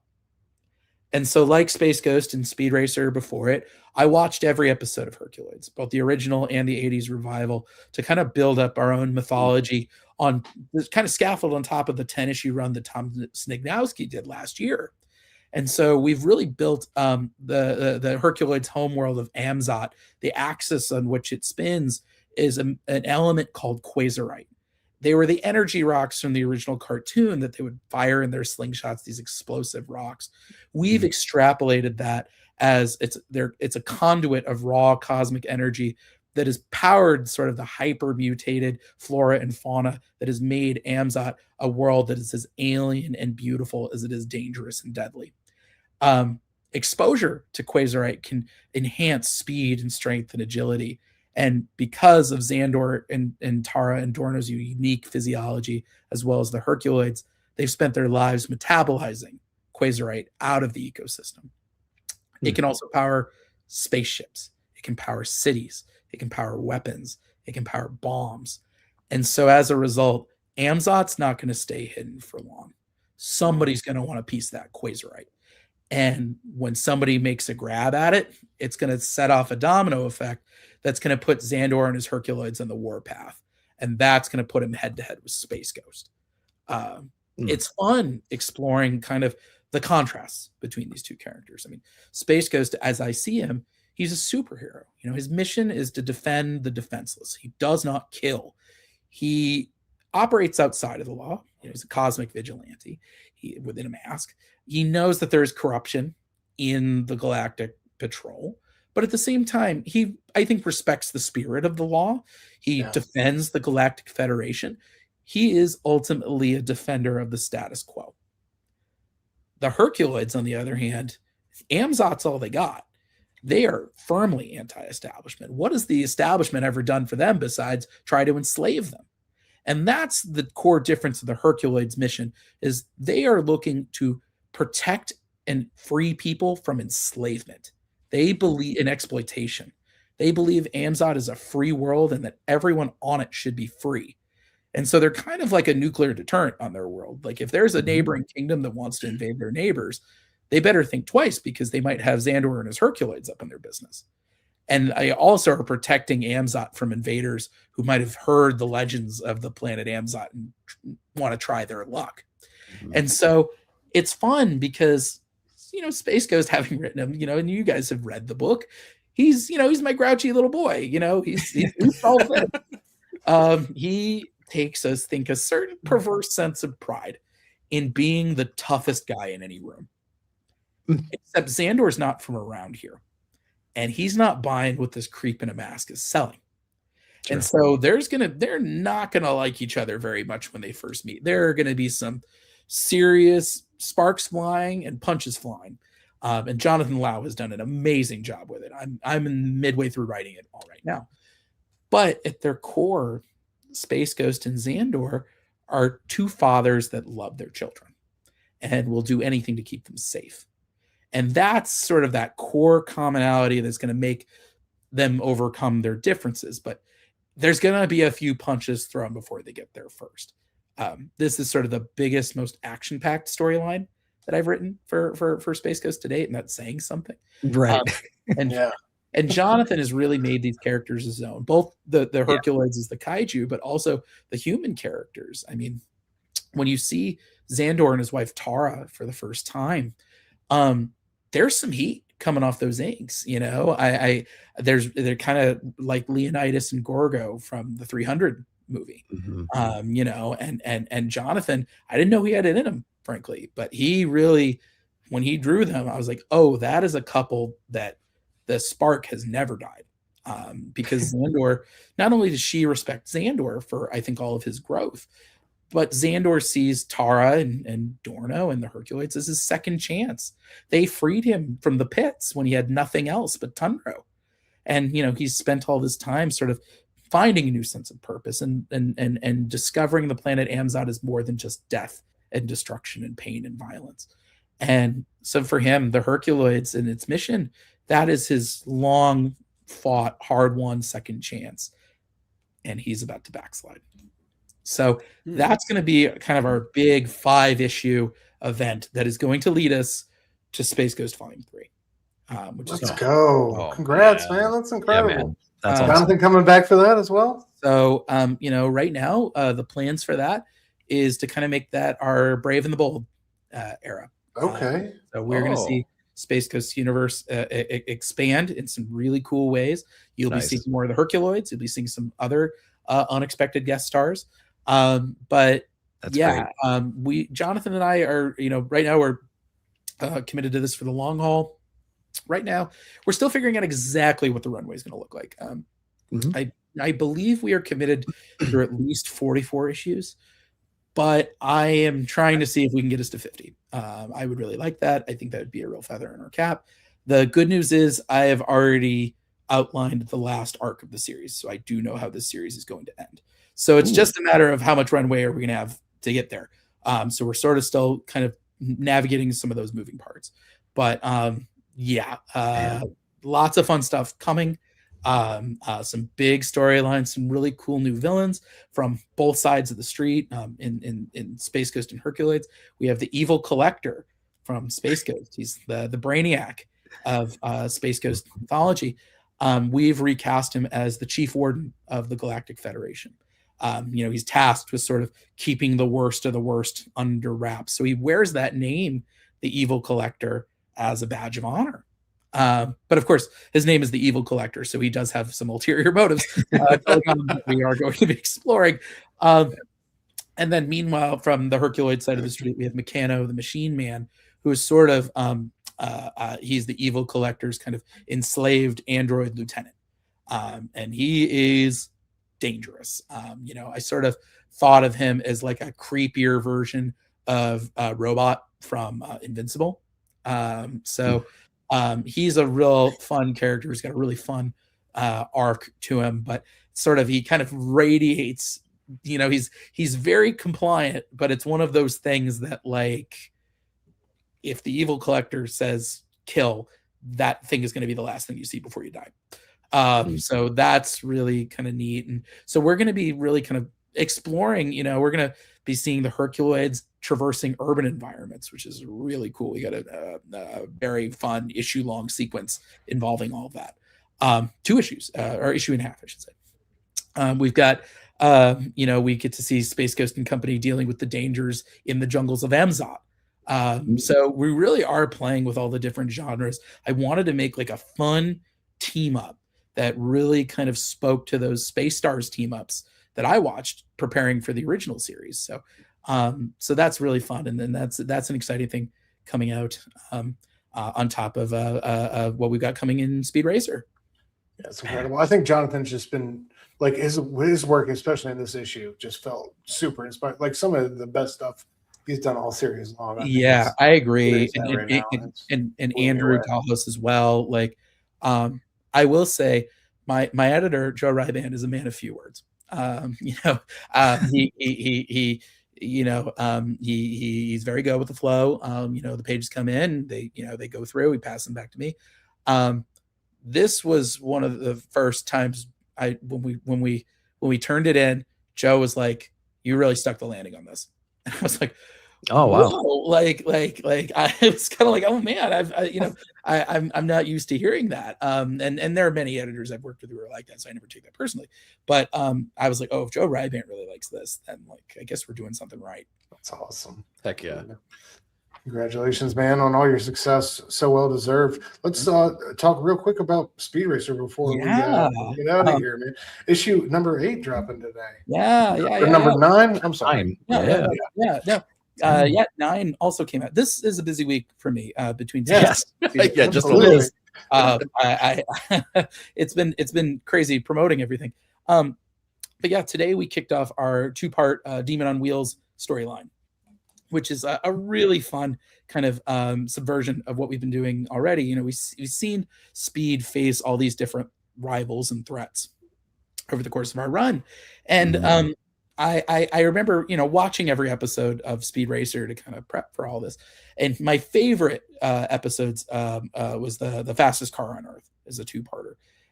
And that was actually where we got the GRX engine, which was the storyline 6 and 7. However, they also have a subplot involving something called V-gas. And I remember watching those episodes and I was like, that's cool, but like you didn't need it. Like you could put the hat on a hat. You could have just broken that into a separate story. And so that's what I did. Demon on Wheels is about Speed being accidentally exposed to an experimental street drug called V-gas. Which is shady drivers have been using it as a performance enhancer to increase their sense of aggression and fearlessness. They've been doing it in a little bit more of a controlled way. Speed doesn't even know he's been dosed.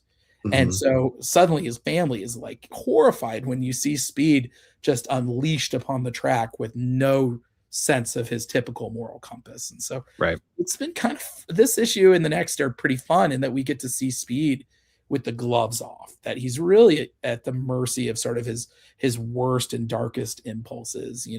Every sort of all of his worst qualities are sort of exaggerated. And so we're really kind of trying to pay off all these relationships we've been building through the course of the series, in that we've established Speed's relationship with Trixie and Palm, Spritle. And so now we're putting them to work in that they're going to have to work double time to try to pull Speed back from the edge, to sort of keep him from doing something he might regret. And meanwhile, Racer X, he sort of weaves in and out of this issue like a shark, in that he's the only one who really knows what's going on. That the V-gas is tied to his early days training in the jungles of Capetapec. And so I'll spoil it a little bit. Issue 10, we're seeing Speed versus Racer X, the rematch. Of course. In the heart of an active volcano. Okay, let's go. Fire Still here for that. And Tinto's like, okay, all right, sure. Yeah, in the volcano, got it. Tinto is such a good sport about this book. He is such an amazing talent. I love working with him. Yeah, very dynamic, very kinetic artwork. It's incredible. Perfect artist for the book, really. Yeah, you couldn't. Yeah, right. Yeah. He and I worked together on a chapter of Avengers Unlimited a few years ago. We did a Captain Marvel She-Hulk team up. And I was so taken. I wrote the first 6 issues of Avengers Unlimited on the Marvel Unlimited app, if you ever want to read it. And I worked primarily with Fareed Karami on it. But I did have a couple of I worked with Alan Robinson, and I worked with Davide. And I was so struck by the energy and intensity and the expressions that he did in that. And so it was really just it was sort of the stars really aligned perfectly in that when Mad Cave offered me this book, and I watched all the episodes, and I wrote a very intense outline. I think it was like 17 or 18 pages outlining what I wanted to do for the first year. I just turned it in, and then I went to New York Comic Con, and Davide happened to be there, and he came over to my booth, and he was like, "Oh, hey, how you doing? Like, you know, we had such a good time working on that Avengers Unlimited thing together." And I was like, "Hey, buddy, question for you. What are you up to this year?" And so when Chaz Pangburn, my editor at Mad Cave, when he and I were talking about casting the book, I was like, "Hey, like, what do you think about Davide Tinto?" And so the stars kind of aligned in that Dave often is juggling multiple projects at once. He's very fast, so he's usually kind of hopping between 2 books at once.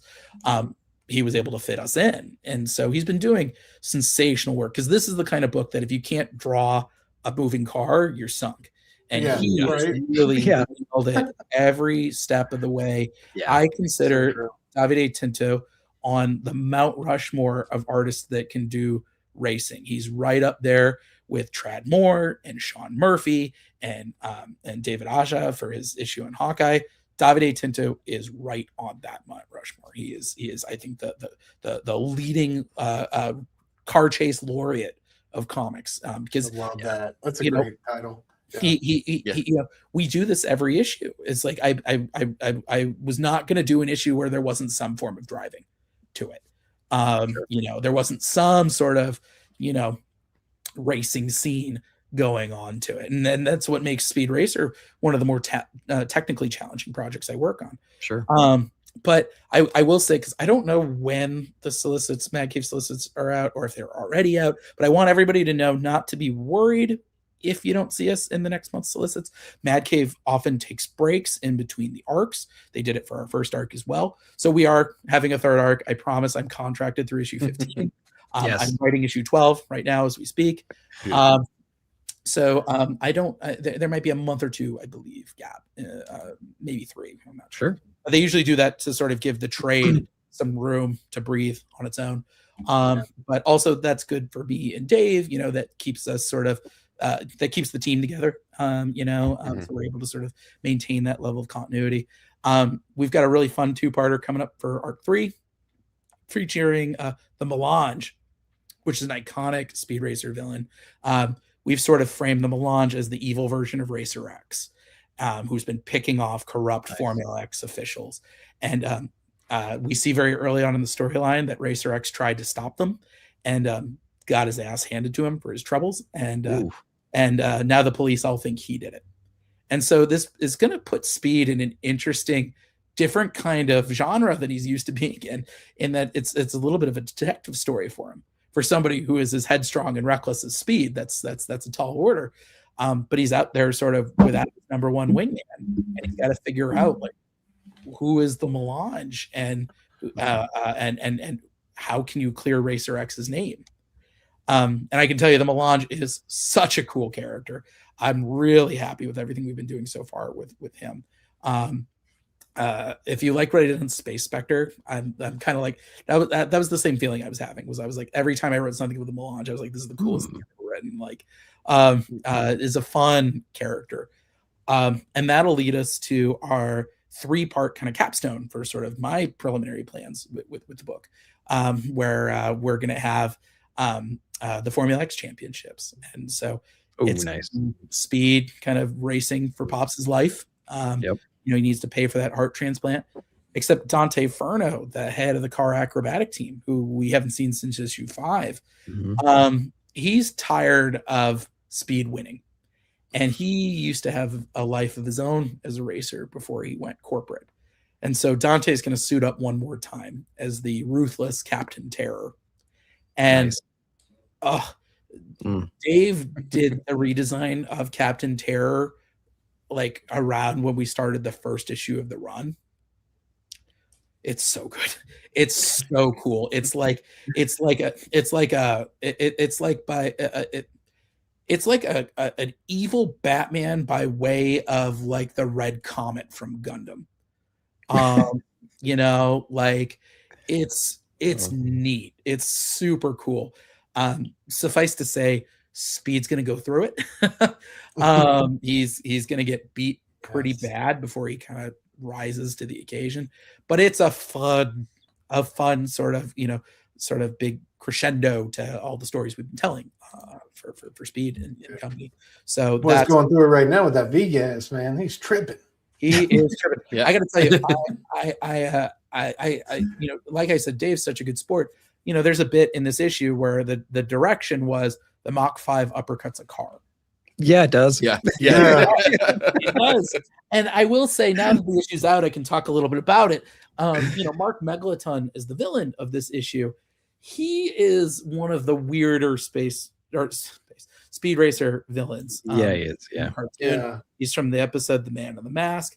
He is one of the more James Bondian kind of Speed Racer villains. He's he's sort of a masked mastermind who is threatening cities with rocket attacks, and he's turned Speed into sort of his unwilling errand boy, and he's telling all these cities to give them like their most priceless works of art. That's what he's ransoming. It's like several hats on several hats. I remember watching it and just being like, but he really stands out. And so I thought, how can we sort of compress these hats a little bit into a character that sort of fits a little bit more into what we're doing? And so making him into this sort of a pop art themed race car driver with his wheelmen Dolly and Magritte. And let me tell you, I spent like 3 hours on Google Translate to come up with the world's dumbest Magritte joke in this issue. You know, I still laugh at it. But yeah, it was, you know, Magritte throws out a spike strip and we named it "This Is Not a Spike." But we did it in French. Right. You know, and I was like, this is so stupid. I can't believe I've spent this much time on this one joke, but it was worth it. I'm still, I have no regrets. But yeah, having this character as like, you know, he's a little like Jean. No, not Jean. That's Les Mis. Whatever the Sacha Baron Cohen's character was in Talladega Nights. A little bit of that in there as well. Okay. But you know, this issue was very much inspired by Grant Morrison's first issue on Batman, where Batman fights the Ninja Man-Bats in the Pop Art Museum. And so I like kind of the contrast of you've got this very heightened villain that we've never really seen and won't see again to this level. And then you see Speed at like his absolute most ruthless. And I kind of like this way that we're building up to. Then we're going to see him in the volcano, which I think is a nice externalization of sort of the turmoil that's going on inside of him. Sure. But yeah, this issue was super fun to write. This was one of my favorites to date. And yeah, just kind of, you know, we've seen Speed face all these other enemies. The idea of Speed's a character with a lot of flaws and a lot of growing up to do. And that's part of his journey to become a champion. And so I think facing that is something that's really important. And so having him be his own worst villain, it speaks to the opening words of the theme song, you know. There he goes, Speed Racer, he's a demon on wheels. And I remember thinking that is an evocative line. I need to pay that off. And so here you have Demon on Wheels. And so part 2 is going to be coming out next month. Final order cutoff is on Monday for that one. So tell your local comic shop you want it. Heck yeah. Yeah. Oh, yeah. I had a quick question for you. Please. The whole line. So we have Racer X going on, we have Tales from the Road going on, we have Speed Racer going on. So like, is there any behind the scenes you can kind of talk about, unless it's Wait, doesn't exist and it's super boring? Like stuff I can't talk about because there's but I mean, like, there's other stuff coming. Yeah, but like currently, like what you've done so far, it feels, because like Mark Russell, fan of the show and everything, we've had him on before. We love his work. Yeah. Love Racer X as like a complimentary piece, right? You get that behind the scenes, that Racer X hit, right, in between pages of Speed Racer. So I love all of that. I would love to imagine that you guys are sitting back and kind of discussing plans and talking about where characters are and all that kind of stuff. So what's that like working with them? Yeah, it's been it's been great. Like I feel like I've sort of been like a little bit of the conduit and a little bit of the traffic cop. Like Sure. My goal has always been to sort of let everybody else in the Speed Racer universe tell their own stories, as long as it's not sort of contradicting what we're doing in the main book. Yeah, it's got to stay on the same path, right? When I started on this, I knew that Mark Russell writes way faster than I do. And when Mark was the one, sort of, as we were discussing kind of the preliminaries of the book, he immediately was like, we should do a Rashomon thing with Racer X. And so we can see sort of Rex's perspective on things. Yeah. And I remember thinking that's a great idea. And then I remember thinking, crap, like, like we're really going to have to like play this one really, like, take a month off, Mark. We're going to have to really like be safe about this. And so that's a part of the reason I wrote such a detailed outline, is because that way Mark knew exactly where we were headed for all of this. He could kind of go through what we were doing, and also that helped with Chaz Pangburn, our editor. He really kind of played traffic cop for a lot of that, in terms of like, if there was ever something that Mark was going to do that either contradicted our work, he'd be like, oh hey, like we can't do that. But also there was a bit it cut both ways, because there was a bit in issue 8 and it wound up working out much better the way I had it, but I had originally written it with Racer X in there. And as I sat down to write it, I thought maybe I should make this more of a Spritle piece, and I remember Chaz saying, like, actually Mark is doing his riff on this for his last issue, so you've got to keep Racer X in there. And it wound up actually working out much better, because it sort of further established that camaraderie between the two of them. So Chaz was right for me to keep that. So oftentimes what has happened has been Chaz will sort of send me stuff, and he'll just be like, hey, like, can you give this a read over? Does this contradict anything that you're doing? And so oftentimes I've just been like, hey, here's how we can fold this in. Here's a way we can sort of massage this line to make this thing kind of fit into what we're doing. Or sometimes I'll throw in like a note being like, oh, hey, if you want to nod to the main series, you can throw in this line. Something like that. We've got, I did that for several of the issues on Racer X. I've done that for Tales from the Road. And Tales from the Road, I've been especially impressed by. There've been a few of those stories that the teams have really seemed to understand what we've been doing in the main book. Particularly that amazing story that Richard Ashley Hamilton did with Pops, where he's driving Ma Racer to the hospital. Ma Racer. Oh gosh.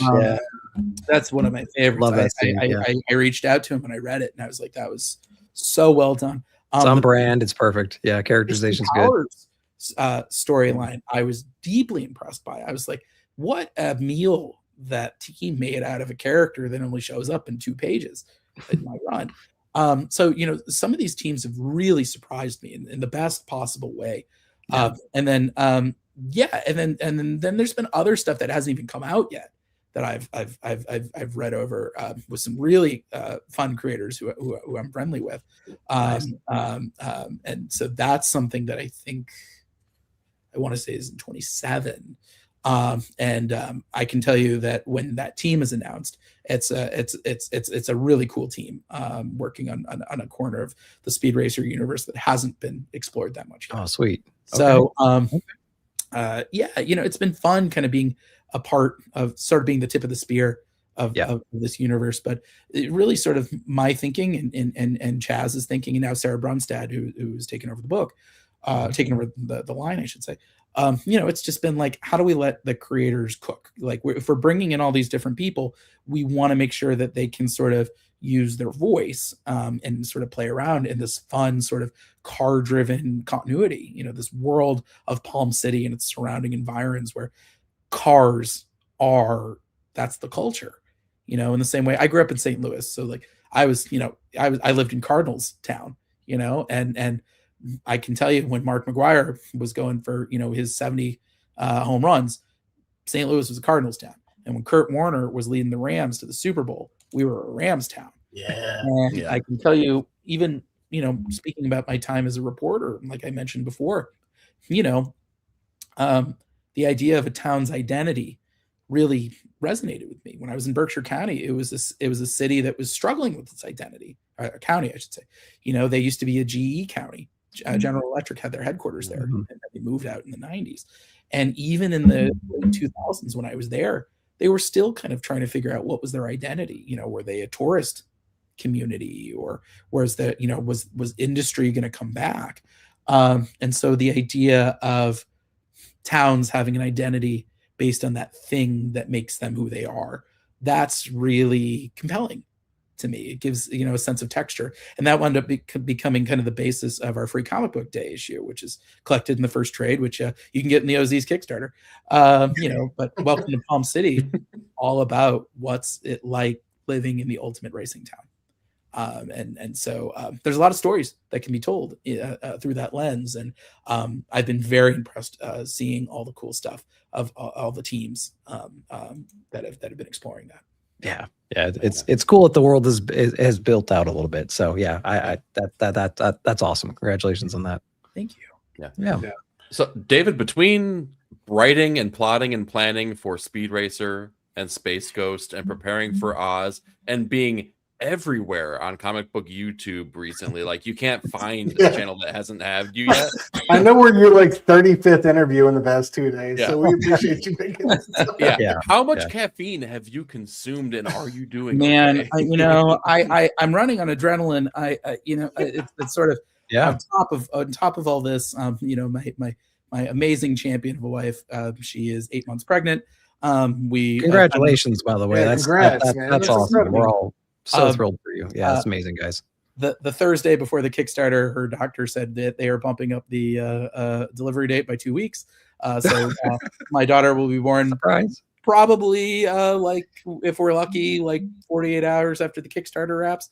So back the Kickstarter because diapers don't come cheap. The hell of a stretch. I know that's a great and then my body decided to throw a kidney stone in protest the next day. Been there, man. That's insane. It's my gosh. I thankfully knew what to look for. But it's definitely it's a matter of hydrating. It's a matter of clean living as best as I can. It is a lot of adrenaline, even a tiny bit of painkillers. Whatever helps. Listen, it's. I'm not going to say it's not work. It is work, but this is work I'm passionate about. And I can tell you the OZ is a book I'm so passionate about because it is a book that really represents the biggest leap of faith in my career since Spencer and Locke. I believed in this team and in this story so much that I said I was going to Kickstarter it out of spite. And the readers came. They supported us. And this book has had such a profound impact on my career and my life. This book helped get me noticed by Marvel. This book got us the Ringo Award. Personally, we wouldn't have been able to pay for doing IVF for my daughter to be born if we hadn't done these Kickstarters. The OZ has made a material difference in my family's life. That's incredible. That's great. And so I this book means so much to me. The readers mean so much to me. The Kickstarter community means so much to me. I know people have been wondering if we were ever going to come back. And I promise you, this has been, it's honestly a weight off my shoulders now that the book is done and the book is funded, because this is something that I've been carrying on my shoulders for 5 years, of just how do we keep the train on the track so we can get to the finish line, to mix my metaphors a little bit. And now it's here and now it's done. But that's the reason I love talking about this book, because I do think it is some of my best work. And I think it's because of the strength of the amazing team that I'm working with Ruben Rojas and Whitney Kogar and DC Hopkins. When we won the Ringo Award for Best Single Issue, it meant the world to me, because it reflected what a team effort this book is. That this book doesn't work without all 4 of us. And that's the reason why it took so long in between issues, is because I was committed to that idea, is that it's all 4 of us or it's none of us. And so, it's a leap of faith on top of a leap of faith. And this is a leap of faith that has been rewarded now many times over. So how did you meet Ruben in the first place? I found him on Twitter. I found him actually. Nate Cosby, who's an editor over at Dynamite, he would often sort of put out casting calls, just saying, "Hey, looking for artists, looking for cover artists, looking for colors, what have you." And so we would often have a lot of people commenting on his posts. And I saw Ruben's portfolio, and I said, "How is this guy not at the big 2? Right, so talented." And so I reached out to him right then and there, and I offered him a couple of different books. I think I offered him, I said, "You can do Go Into the Chapel or Grand Theft Astro or the OZ. What do you want?" I offered him Grand Theft Astro, I offered him the OZ, and I offered him the creator-owned book that I wound up strip mining for parts for Savage Avengers. But I'd written a Conan versus the Terminator pitch. That's how Deathlock got in there. That's awesome. I pitched. I had written Conan versus the Terminator, and that week Marvel got the rights to Conan, and I said, "Well, I guess I'm going to turn this into a creator on, and this is never going to happen." So cool. And then, good. And, Marvel asked me to do Savage Avengers, and I was like, "Wait a minute, I do have a pitch for this." And so it turned into perfect. Hey, that's Ruben picked this, and he picked well. This is a book that really plays to his strengths, and so I'm eager to find the next project to work on with him. It will happen. This will not be the last time I work with Ruben Rojas, because he's such a talented artist. Awesome. That's great. Absolutely. Man. Yeah, guys, anything else you want to ask David before we get out of here? Oh man, no questions, but you watch our stuff. We really appreciate all the hard work that you do, and just the amazing issue after issue that you're putting out every month. You're a very busy person, and everything you do is spectacular. And just making me fall in love with these characters and stories that I grew up with, and just educating me at the same time. And congratulations on the Oz. It's an incredible story. And man, I just cannot wait for more and more of your work. So thank you so much for taking the time with us tonight. No, it's my pleasure. Killing it every single month. Thank you guys so much for having me, and thank you for all the support that you guys have given my work. I watch your channels. I appreciate it. I have it on the calendar, my weekly comics YouTubers. I know what dates you guys are usually posting. And so I'm always eager to hear what you guys think about my work. I always appreciate all the thoughtful discussion of my work. I got my start in comics journalism. I was at Newsrama for many, many years. So I always appreciate thoughtful discussion and conversation about comics, and you guys are doing tremendous work on all of that. So as a creator who's putting work out there, thank you for spreading the word, but also just thank you for helping build a community in comics, because I think that's the greatest part of this industry. It's why I love Kickstarter, but it's why I love comics in general. We work in isolation when we do these things. And the fact that there are people out there, strangers, people I don't know, I didn't know you guys before you started talking about my work. The fact that there are people out there around the country, around the world, who read this stuff that I'm doing by myself in my office, and you feel something, that it resonates, that is just a tremendous gift. And that is something I don't take for granted. It's the thing that gets me out of bed every day and inspires me to deliver my A game every single day. And that's because of guys like you. It's because of people like you watching this recording.